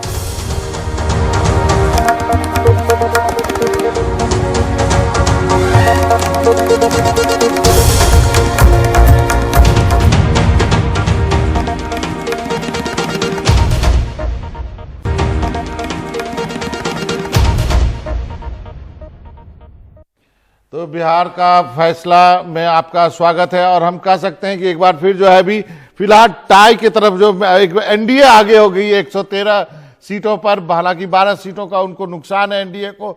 महागठबंधन 111 सीटों पर, हालांकि 1 सीट का फायदा है। तो इस जो है आप कह सकते हैं T20 के इस मुकाबले में एनडीए जो है पहली बार ऊपर जाते दिखी है। 8 सीट पर एलजेपी आगे है, 6 सीटों को उनको फायदा है। अन्य जो है 11 पे है, उन्हें 5 सीटों को फायदा है। तो आप कह सकते हैं कि ये मुकाबला बिहार में काफी दिलचस्प होने जा रहा है। हालांकि जो एग्जिट पोल के आंकड़े आए थे या फिर बाकी जो रैलियों में जो भीड़ की बात कर रही थी उससे अलग ये आंकड़े फिलहाल आप देख रहे हैं। बीजेपी जो है 68 सीटों पे आगे चल रही है, 15 सीटों को फायदा है बीजेपी को। जेडीयू 40 सीटों पर आगे चल रही है, 31 सीटों का नुकसान है। वीआईपी 4 सीटों का फायदा है और हम जो है वो 1 सीट पे ही आगे चल रही है। हमारे मेहमान हमारे साथ बने हुए हैं। कन्हैया जी कुछ कहना चाहेंगे? ये मैच टाई होता दिख रहा है कभी कभी। 1 घंटा इंतजार कीजिए, टाई नहीं होगा, किसी की तो जीत होगी, टाई नहीं होगा। आजकल क्रिकेट में सुपर ओवर होता है। हो सकता है वो हो जाए। तो मैं तो चूंकि मैंने कहा ना कि मैं तो लिख दिया था कि 26 सीट इनको आएगा पूरा जोड़ घटाव करके, तो वही रहेगा 27 हो, 28 हो, 30 हो, लेकिन महागठबंधन की ही सरकार बनेगी। पुष्यमित्र, अभी जो आंकड़े हैं वो बहुत संदिग्ध हैं, मतलब उसके आधार पर कोई नतीजा हम लोग नहीं निकाल सकते हैं। इस बार ईवीएम की संख्या ज्यादा है क्योंकि बूथ ज्यादा बने हैं, उनको जोड़ने में समय लगेगा। कई लोग बोल रहे हैं काउंटिंग स्लो है, तो 12 बजे ही स्थिति बहुत कुछ कहने लायक होगी। लेकिन चलिए हम 12 बजे तक इंतजार करेंगे, फिर वहीं पे वही बात आ जाएगी कि एक पूरे चावल के दाने को ही देखा जाता है। यदि चावल देखना हो, चावल बना है या नहीं है, पूरे चावल का निकाल के नहीं देखते। लेकिन यदि हम ये सब 12 बजे तक वेट करें तो जो चीज हम देखते आए हैं, रैलियों में भीड़, रैलियों में उत्साह, लोगों का वो जुझारूपन, वो सब फिर क्या था? और लोगों में गुस्सा वो क्या था? क्या कोई मजदूर जो आया, जो लोग हमने देखे, क्या वो गलत था? नहीं, ऐसा नहीं कह रहा हूं कि महागठबंधन हार रही है या एनडीए जीत रहा है। ये अभी भी मुझे लगता है कि महागठबंधन को थोड़ा एज रहेगा, लेकिन रैलियों के आधार पर हम लोग डिसीजन नहीं ले सकते हैं, क्योंकि रैलियों में जो लोग आए थे और एक स्ट्रेटजी के तहत ये भी लोगों ने कहा कि कुछ युवाओं ने जो इसके नीतीश सरकार के खिलाफ थे, उन्होंने बीजेपी की रैली में भी जाकर मीडिया को ऑक्युपाई करने की कोशिश की स्ट्रेटेजिकली, ताकि वो बता सके कि हाँ महागठबंधन को बढ़त है। तो इसलिए उसके आधार पर नहीं कर सकते हैं, लेकिन कई आधार ऐसे हैं, जैसे हमारे साथी अलग अलग जिलों में हैं, उनसे मैंने लगातार बातचीत की, उनके हिसाब से लग रहा है कि महागठबंधन को बढ़त है। एक तो वो आधार है, दूसरा जो पार्टियों का अपना रिएक्शन है उसके आधार पर भी लग रहा है कि उनको बढ़त है। लेकिन टफ फाइट है और वो हम अभी कुछ पक्का नहीं कह सकते हैं। इस स्थिति में मुझे लगता है कि इंतजार करना ही पड़ेगा। जी, टफ फाइट है, पुष्यमित्र का कहना है। सुदीप, कुछ आप मध्य प्रदेश से कोई आंकड़ा आया है आपके पास? करीब 16-17 सीटों पर आगे चल रही है और 8 से 9 सीटों पर कांग्रेस आगे है, 1 सीट पर बसपा आगे है। और ये जो नतीजे आ रहे हैं, ये माने चंबल की जो सीटें हैं, चंबल के इलाकों की, उस सीटों में बीजेपी को थोड़ा नुकसान हुआ है, लेकिन बाकी जो मध्य भारत तक नीचे आते आते बीजेपी की सीटें बढ़ रही है और बीजेपी कंफर्टेबल पोजीशन में है अभी तक फिलहाल। तो ग्वालियर के आसपास चंबल की सीटें तो फिर तो महाराज के लिए बहुत अच्छा।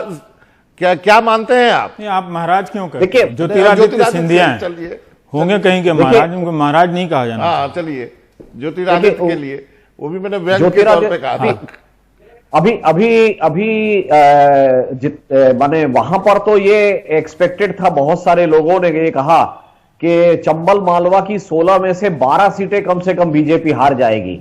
तो फिलहाल उतनी बड़ी हार होती नहीं दिख रही है बीजेपी की। मतलब ज्योतिरादित्य सिंधिया या ग्वालियर महाराज जिनको कहा जाता है, उनकी कुछ इज्जत तो अभी बची हुई है। और बीजेपी जो अपना चाहती थी कि वो बाकी इलाकों में सीटें जीते, उस पर अपनी योजना पर ठीक ठाक काम करती दिख रही है। और बाकी इलाकों में अभी जो स्थिति है, 16 से 17 सीटों पर बीजेपी आगे 28 में से, और 9 सीटों पर कांग्रेस और 1 सीट पर बसपा आगे है। तो चलिए, मध्य प्रदेश में भी काफी महत्वपूर्ण चुनाव हुआ था, वहां भी खूब बयानबाजियां हुई और राजनीति का स्तर जो है हमेशा की तरह नीचे ही गिरता रहा। लेकिन वहां पर शिवराज सिंह चौहान ऐसा लग रहा है कि अभी तक के रुझानों के हिसाब से सरकार बनाने की स्थिति में रहेंगे, और कोई उन्हें तो सिर्फ 8 या 9 सीटें जीतनी थी, उतनी तो आ जानी चाहिए, उसमें कोई दिक्कत नहीं है। लेकिन यहां पर अब देखिए तो बीजेपी ने आरजेडी की बराबरी कर ली है इस वक्त जो संख्या है, और सिंगल पार्टी के रूप में। कांग्रेस 23 पर है, उसे 4 सीटों का नुकसान है और जेडीयू 27 सीटों पर नुकसान है और 100 से ज्यादा सीटों पर, 115 सीटों पर मेरे ख्याल से जेडीयू लड़ी थी और वो इतना नुकसान झेल रही है। लेकिन इस वक्त जो खबर है वो यही कि पहला राउंड खत्म हुआ है, दूसरा राउंड अभी बीच में है, कहीं कहीं तीसरा राउंड है, तो बहुत मिक्स है। तो ये बात सही है जैसा कि पुष्यमित्र इशारा कर रहे हैं कि 11 बजे और उसके बाद कम से कम 12 बजे तक का इंतजार करना चाहिए।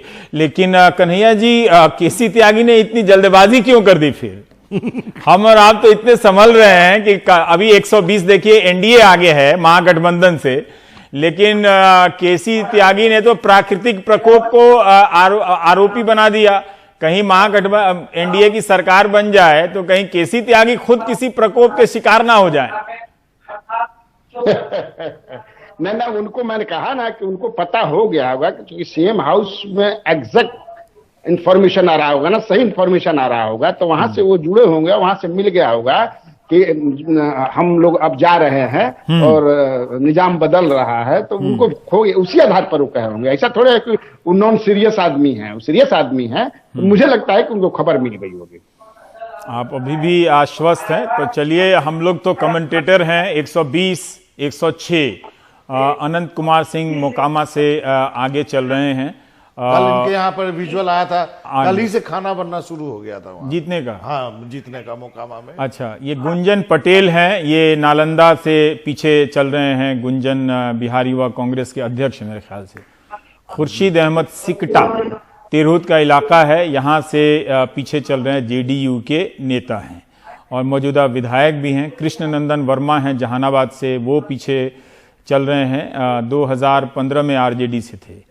और उदय नारायण चौधरी सीनियर लीडर हैं बिहार की राजनीति के और वो बढ़त पर हैं आरजेडी के। और उदय जी पहले विधानसभा अध्यक्ष थे मेरे ख्याल से, इस बार आरजेडी से लड़ रहे हैं। जीतन राम मांझी पीछे चल रहे हैं, वो एनडीए के गठबंधन के एक हम पार्टी के नेता हैं। इस लिहाज से देखिए तो हाँ, और इस बार आप देखिए कि आरजेडी पीछे चली गई है बीजेपी की तुलना, सिंगल पार्टी की तुलना से। अब एनडीए की तरफ पलड़ा जा रहा है और अब ये मजेदार चुनाव हो रहा है। आपको याद आ रहा है सुदीप, छत्तीसगढ़ का वो चुनाव कि 1 मिनट में कांग्रेस की सरकार बनती थी और अगले मिनट में बीजेपी की सरकार बनती थी, कुछ याद है आपको?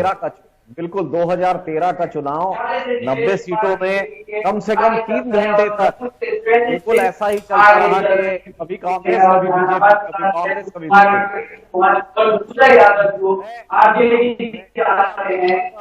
कोई टीवी ऑन कर लिया है आप लोगों में से? टीवी बंद कर दें अपने घर में। हाँ हाँ, मैं अब ये मान रहा हूं रवीश जी कि ये जो चुनाव है ये दूसरे और तीसरे फेज में बहुत ज्यादा क्लोज चुनाव है और पहले फेज में जो ये लोगों में बीजेपी ने जो गलतियां की हैं उसको सुधारा है दूसरे और तीसरे फेज में। और ये अब ये चुनाव बहुत क्लोज चुनाव है। ये इसमें ये सुदीप ने लेकिन अब अंतर जो है बहुत का होता जा रहा है। अब एनडीए में स्पष्ट बहुमत है, 124 है। अब एनडीए की सरकार वहां पे आप कह सकते हैं बन गई है और ये आप कह सकते हैं कि वो एलजेपी के बिना है, एलजेपी के बिना है ये, और बीजेपी उसमें डोमिनेंट पार्टी है।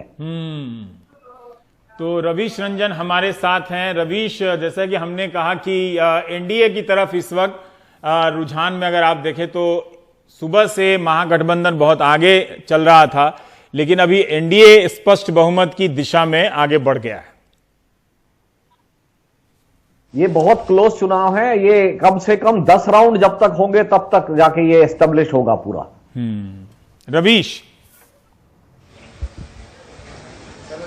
जी बिल्कुल, ये बहुत हैरानी वाली सूचना है क्योंकि हम लोग ये समझ रहे थे कि स्पष्ट बहुमत जो है वो मिलेगा, लेकिन बहुत ही कांटे की टक्कर चल रही है। तो जिन लोगों ने शायद जो है वो कैमरे पर ये बोला कि वो विकास के लिए वोट कर रहे हैं, शायद अंदर जाके उन्होंने किसके ऊपर वोट दिया ये तो वही बता सकते हैं, लेकिन ये जरूर हैरान करने वाला है। और जिस तरीके से कांटे की फाइट चल रही है, हम लोग भी बहुत हैरानी में हैं कि आखिर इतना प्रेडिक्शन कैसे गलत हो सकता है। लेकिन कुछ लोग ये भी बोल रहे हैं कि कोरोना के चलते ईवीएम की तमाम सारी मशीनों की जो संख्या है वो बढ़ी है, तो हो सकता है कि उसके वजह से देर लग रही हो। तो अभी जो नतीजे हैं उनमें और ज्यादा कुछ उलटफेर हो सकता है। जो शायद दिख रहा है वो हो ना, या जो नहीं दिख रहा है वो हो जाए। कुछ भी कहना जो है वो बड़ा मुश्किल है। लेकिन अगर मैं चिराग पासवान के घर की बात करूं तो यहाँ पर भी सन्नाटा छाया हुआ है। चिराग पासवान अभी 12 बजे के बाद में शायद हो सकता है कि मीडिया से मिले। अभी वो भी जो है वो टीवी देख रहे हैं और रिजल्ट देख 7 पे आ गई हैं। जी बाबा, शायद उनको भी मतलब कि इतनी सीटें मिलने की उम्मीद नहीं थी। अभी जो है वो तमाम सारे लोग खुश थे कि उनकी सीटें लगातार जो है वो बढ़ रही है। 7 से अभी जो है वो 9 हो गई थी, फिर शायद 9 से 7 पर आ गई हैं। तो यहाँ पर भी बड़ा ही उस तरीके का माहौल है। थोड़ी ही देर में लोग खुश हो जा रहे हैं, फिर थोड़ा खामोश हो जा रहे हैं। तो अभी जिस तरीके से चल रहा है कि रिजल्टों में मतलब कि वो हो सकता है ऊपर नीचे हो रहा है, तो उससे यहाँ पर भी जो है खुशियों का भी पारा ऊपर नीचे होता। हाँ, ये मजा आएगा। हाँ, ये आप सही कर रहे हैं। मैं जैसे आज शाम में जब T20 होगा मुंबई वर्सेस दिल्ली, तो फिर वही इमोशन होगा लोगों का, जो जिस टीम को फेवर कर रहे हैं। जैसे एक बॉल पे छक्का लगा, वो बोलेंगे यार वो क्या हो गया। दूसरे बॉल पे यदि बुमराह ने विकेट ले लिया तो कहेंगे वाह वाह वाह वाह। पुष्य मित्र, ये बताएं कि एनडीए का प्लस पॉइंट क्या रहा, अगर अभी तक के रुझानों को ही मान लें, जिस तरह से हम महागठबंधन के रुझानों को मानकर बातचीत कर रहे थे, तो इस चुनाव में प्लस पॉइंट क्या रहा? क्या जनधन खाते में 500 रुपए दिए गए, छठ तक अनाज दिया गया किसानों को? ठीक है, सारे किसानों को नहीं मिला, वो 2000 रुपए दिए गए, और इस तरह की स्कीमों का फायदा रहा। बाढ़ राहत राशि के रूप में भी सुशील मोदी कहा करते थे कि 6000 रुपए दिए गए हैं लोगों को। एनडीए का पॉइंट इसमें से कोई नहीं है। एनडीए का प्लस पॉइंट यही है कि उसका अपना सामाजिक आधार बहुत बड़ा है, और उसमें दलित भी हैं, अति पिछड़े भी हैं, सवर्ण भी हैं, और मतलब हर तरह के लोग हैं। यही उसका आधार है। किसी मुद्दे पर एनडीए को लोगों ने वोट नहीं दिया, क्योंकि यहाँ फिजा तो ऐसी हो गई थी कि माहौल पूरी तरह से नीतीश सरकार के खिलाफ था। एक बात तो ये। दूसरी बात है कि अभी भी मुझे लगता है कि ये आंकड़े बहुत स्पष्ट नहीं है, आगे बदलेंगे। और इस चुनाव की सबसे बड़ी खासियत होगी कि ये रिजल्ट आने के बाद भी उतना ही ओपन होगा। अभी हम लोग जदयू के बारे में भी बहुत भरोसे से कुछ नहीं कर सकते हैं कि वो एनडीए में ही है। वेरी गुड, ये आपने एक संकेत देने की कोशिश की है। जदयू के बारे में नहीं कह सकते क्या हैं। सही में ऐसा हो सकता है क्या? कन्हैया जी, अब जैसे पुष्य मित्र कह रहे हैं कि रिजल्ट आ जाने के बाद भी ये चुनाव ओपन रहेगा, जेडीयू के बारे में आप कुछ नहीं कह सकते। बिल्कुल सही करें। मैं तो कह रहा हूं ना, नीतीश कुमार जी को अभी आपको साफ दिखाई पड़ रहा है कि कौन मार दिया। तो नीतीश कुमार में अभी इतना तो है कि वो जिसे 14 में हार गए और तुरंत लालू प्रसाद यादव से उन्होंने हाथ मिला लिया। एक ही कारण था कि नरेंद्र मोदी ने हमको पटक दिया है, तो इनको हमको पटकना है और बदला लेना है। तो वो तो देख रहे हैं कि हमारा सीट इतना क्यों घट रहा है। वो मूर्ख थोड़े हैं, वो तो समझ रहे होंगे। तो एक बार कभी भी इधर आकर के और बातेंगे और बोल देंगे कि अब तुम अपना भतीजा अपना सरकार बनाओ, अब चचा जो है अपना चले किताब उताब लिखने के लिए या कुछ दूसरा काम करने के लिए, कर सकते हैं। पर कन्हैया जी, एक जीविका के बारे में पूछना चाहता हूं कि ये जो नीतीश कुमार का सामाजिक आधार रहा, उन्होंने बनाया 10 लाख स्वयं सहायता ग्रुप की बात की जाती है कि ये इनका एक इनकी राजनीति की एक रीढ़ है जीविका। और ये अगर एक मुश्त नीतीश के साथ खड़ी हो जाए या बदल के बीजेपी में चली जाए तो एनडीए बहुत अच्छा कर सकती है। सही बात है। 10 लाख हेलो। हाँ जी, मैं सुन रहा हूं। हेलो। हाँ, सुन रहा हूं। हेलो जी। हेलो हेलो, आवाज आ रही है, बोलिए। हेलो हेलो में टाइम मत खाइए, बोलिए ना पुष्य मित्र। मैं ये कह रहा था कि ये सही बात है कि जीविका की जो दीदी हैं, जो बनाया है 10 लाख उन्होंने, वो एक कोर उनके वोटर हैं।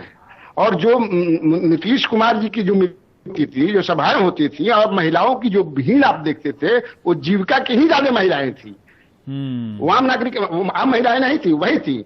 तो वो पासा पलट सकती हैं, ऐसे बात है। लेकिन मुझे कहीं से नहीं है कि संदेह नहीं है कि आरजेडी की सरकार नहीं बनेगी। पुष्यमित्र, आप कुछ जीविका के बारे में कहना चाहेंगे? आंगनबाड़ी कार्यकर्ता हैं, वो लोग भी बहुत नाराज थी। नियोजित शिक्षक तो खुद 4.5 लाख हैं, वो लोग काफी नाराज बताए जाते थे। नियोजित शिक्षक वो अपना सैलरी रेगुलराइजेशन मांग रहे थे, नियमितीकरण मांग रहे थे वो लोग। और इसके बारे में कुछ कहना चाहेंगे पुष्यमित्र? जी, ये सही है कि नियोजित शिक्षक और दूसरे इस तरह के जो कर्मचारी रहे हैं, जो नियोजन पर काम करते रहे हैं, और जब नौकरी का मुद्दा बन रहा है सरकारी नौकरी का, तो उनके अंदर भी बहुत गुस्सा रहा और वो इस चुनाव में जरूर नजर आया होगा। और जहां तक जीविका दीदियों का सवाल है, तो जीविका के ऊपर एक दबाव रहता है। ये हम लोगों ने खूब सुना है कि वो जदयू के पक्ष में आए, लेकिन वो बहुत दिल से नहीं है जदयू के साथ में। जैसे पूर्णिया मेरा जो जिला है, वहाँ जीविका का बहुत मजबूत काम है, इसलिए जदयू हमेशा बुरे से बुरे हाल में लोकसभा चुनाव भी जीत जाता है। तो वो जीविका का असर है, लेकिन वो ऐसा नहीं है कि वो नीतीश कुमार को बहुत पसंद करती हैं, उन पर एक इंटरनल दबाव रहता है। क्या क्यों बदलाव आ गया? क्या इस पलायन के कारण हुआ, कोविड के कारण हुआ, क्यों बदलाव आया? किसमें? नीतीश कुमार के इसमें कई कारण रहे। पिछले 1-1.5 साल में कई घटनाएं हुई, जैसे चमकी बुखार का मसला आया, उसके ठीक बाद पटना में जलजमाव हुआ, उसके बाद फिर कोरोना का जो पलायन रहा वो हुआ, फिर बाढ़ तो हर साल आ ही रही है। तो पिछले 1-1.5 साल में ऐसी कई घटनाएं आई जहां नीतीश कुमार की सरकार पूरी तरह से असफल लगी और लोगों को लगा कि अब ये इनके नियंत्रण में कुछ बिहार में बचा नहीं है, ये क्रिटिकल मूवमेंट को संभाल नहीं पाते हैं। इन सारी चीजों ने नीतीश कुमार को बहुत ज्यादा डैमेज किया। ये नीतीश कुमार के खिलाफ जो गुस्सा था, उसकी सबसे बड़ी वजह थी। तो ऐसा कैसे हो सकता है कि कोई मुख्यमंत्री जिसके बारे में ये इमेज हो कि वो शासन करना जानता है, बिहार में हुआ था कि नीतीश है तो ठीक है, मतलब चलो कोई भी किसी की भी सरकार बनो, नीतीश एज ए सीएम स्वीकार माने जाते रहे, लेकिन एकाएक कैसे उनके हाथ से सब कुछ फिसल गया? वो इसी वजह से हुआ कि मुझे लगता है ये क्रिटिकल मूवमेंट में जो नीतीश सरकार खासतौर पर कोरोना के वक्त में जो असफल रही, वो बहुत ज्यादा उनके इमेज के लिए नुकसानदेह रहा। कि ऐसा लगा, उसकी वजह भी यही रही कि बिहार में जो सरकारी पदों पर मतलब लोग नहीं हैं, तो वो योजना जो पटना में बनाते हैं उसको ठीक से इम्प्लीमेंट नहीं कर पाते हैं, क्योंकि उनके पास लोग ही नहीं है। यहाँ बहुत अच्छी अच्छी योजना बनती है कि ऐसा कर दिया जाएगा, वैसा कर दिया जाएगा, लेकिन वो कर नहीं पाते हैं, उनके पास मैन पावर ही नहीं है। ये इसलिए भी उनको बहुत बड़ा नुकसान हुआ है। एनडीए इस बार, लेकिन अभी जब घड़ी में 10:52 हो रहे हैं, तो एनडीए का जो ट्रेंड है वो अब सरकार बनाने की तरफ निकल गया है। 125 सीटें हैं और रुझानों में अभी तक रुझान है, बहुमत है, लेकिन बार बार एक राइडर है कि चूंकि ईवीएम मशीनों की संख्या ज्यादा है इस बार, इसलिए तो गिनती थोड़ी धीमी चल रही है। तो अभी ये कहा जा रहा है कि ग्रामीण इलाकों का अभी बक्सा खुला नहीं है। तो पर ये क्यों माना जाए कि ग्रामीण इलाकों में बीजेपी का आधार नहीं है? नहीं, उसका भी आधार है। पर ये अभी एक एनडीए को एक बहुमत है, लेकिन आप देखिए कि महागठबंधन भी एक तरह से 100 पे टिका हुआ है और बीजेपी और आरजेडी आसपास है। आरजेडी हालांकि दूसरे नंबर की पार्टी हो गई है, पर जेडीयू 49 पे है। कांग्रेस अब काफी खराब कर रही है, 31 से 20 पर आ गई। जी संकेत जो है हमारे साथ जुड़ गए। जी संकेत, बताएं क्या होने वाला है? अब थोड़ा सा शिफ्ट हुआ है जो है डाटा। जी बाबा, ऐसा है, यहाँ पर भारतीय जनता पार्टी के दफ्तर में भी, जैसे कि आप जानते हैं, हमेशा शामियाना लगता है इलेक्शन के दिनों में। सब मीडिया चैनलों को एक एक छोटा छोटा क्यूबिकल दिया जाता है, तो उसमें सुबह तक जहां तक एक ऐसा माहौल था कि अभी देखिए जल्दी है, अभी इसे आकलन कर लेना ठीक नहीं। एकाएक जो बीजेपी के प्रवक्ता हैं उनकी बोली में एक तेजी दिखाई दी है, जिसमें वो कह रहे हैं देखा हम कहते ही थे यही होने वाला है, कोई एंटी इनकम्बेंसी नहीं, कुछ नहीं। तो एक एनर्जी जैसी या ऊर्जा जैसी दिखनी शुरू हो गई है।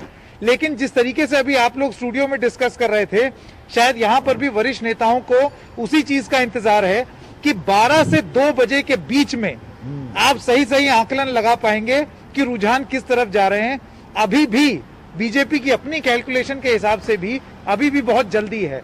जहां तक कि बीजेपी के अपने अंदरूनी सर्वे की अगर बात करें, जिसकी जानकारी अब हमको है, बीजेपी के अंदरूनी सर्वे में उन्होंने ये पाया कि दोनों ही गठबंधन, चाहे एनडीए हो चाहे महागठबंधन हो, वो करीब 100 से 110 के बीच में अपने आप को पाएंगे। बीजेपी की ये कैलकुलेशन थी। आज हमने कई वरिष्ठ नेताओं से अंदर बात की, उनका यही कहना था। उनका ये मानना है कि बिल्कुल ऐसा ही होने वाला है और जैसा हाल मध्य प्रदेश के चुनाव में हुआ था वैसा ही बिहार में होने वाला है। अब इसके क्या मायने निकाले जा सकते हैं? क्या इसका मायना ये है कि जिस तरीके के रोष की बात हो रही थी, एंटी इनकम्बेंसी की बात हो रही थी नीतीश कुमार के खिलाफ, तो क्या वो एक मिथ्या थी? लेकिन अभी वो इसलिए नहीं बोला जा सकता क्योंकि अगर आप अभी भी रुझान देखें तो बीजेपी जरूर अच्छा कर रही है, लेकिन नीतीश कुमार के लिए ये अच्छी खबर नहीं है। उनके आंकड़े नीचे ही हैं। अब इसमें यह होता है कि सपोज अगर हम मान लें कि ये आंकड़े जिस तरीके से अभी चल रहे हैं ये ऐसे ही आगे चलते रहते हैं, 120, 22, 25 एनडीए ले आता है और नीतीश कुमार अपने आप को इसी पोजीशन में पाते हैं जिसमें वो अभी हैं, तो क्या वो फिर भी मुख्यमंत्री का दावा कर सकेंगे? बीजेपी का ये मानना है कि हाँ वो रहेंगे। लेकिन और बाबा ये एक बड़ी अहम बात है, बड़े नेता हैं भारतीय जनता पार्टी के जिन्होंने अंदर अभी सब लोगों को बताया कि अभी अगर ऐसी स्थिति में बीजेपी जीत गई तो लोकसभा 2024 तक में थोड़ा सा बहुत कस के मेहनत करनी पड़ेगी बिहार में, क्योंकि हो सकता है इसका खामियाजा तब भुगतना पड़े। नहीं, लेकिन बीजेपी को तो काफी खुश होना चाहिए। 19 सीटों का फायदा है और जेडीयू को 22 सीटों का नुकसान है, तो इस लिहाज से तो बीजेपी काफी दिया है। जी, इसका तर्क दिया है नेताओं ने यहाँ पर। उनका ये कहना है कि एंटी इनकम्बेंसी अगर कोई चीज थी भी, मान लीजिए, तो वो इस अलायंस पर उसका उतना ज्यादा प्रभाव नहीं दिखा और बीजेपी पे तो बिल्कुल नहीं दिखा। वो इसलिए नहीं दिखा क्योंकि बिहार की जनता जो केंद्र की जो स्कीम है, उज्ज्वला योजना और अलग अलग जो योजना, बैंक खाते में डायरेक्ट ट्रांसफर, ऐसा बीजेपी का मानना है कि उन सब चीजों का फायदा भारतीय जनता पार्टी को हुआ है। अब ये तो ब्रेक लेना ही होगा। बात पूरी कर ली, बस 1-2 लाइन और ब्रेक लेता हूँ, फिर आता हूँ। आप बने रहिएगा।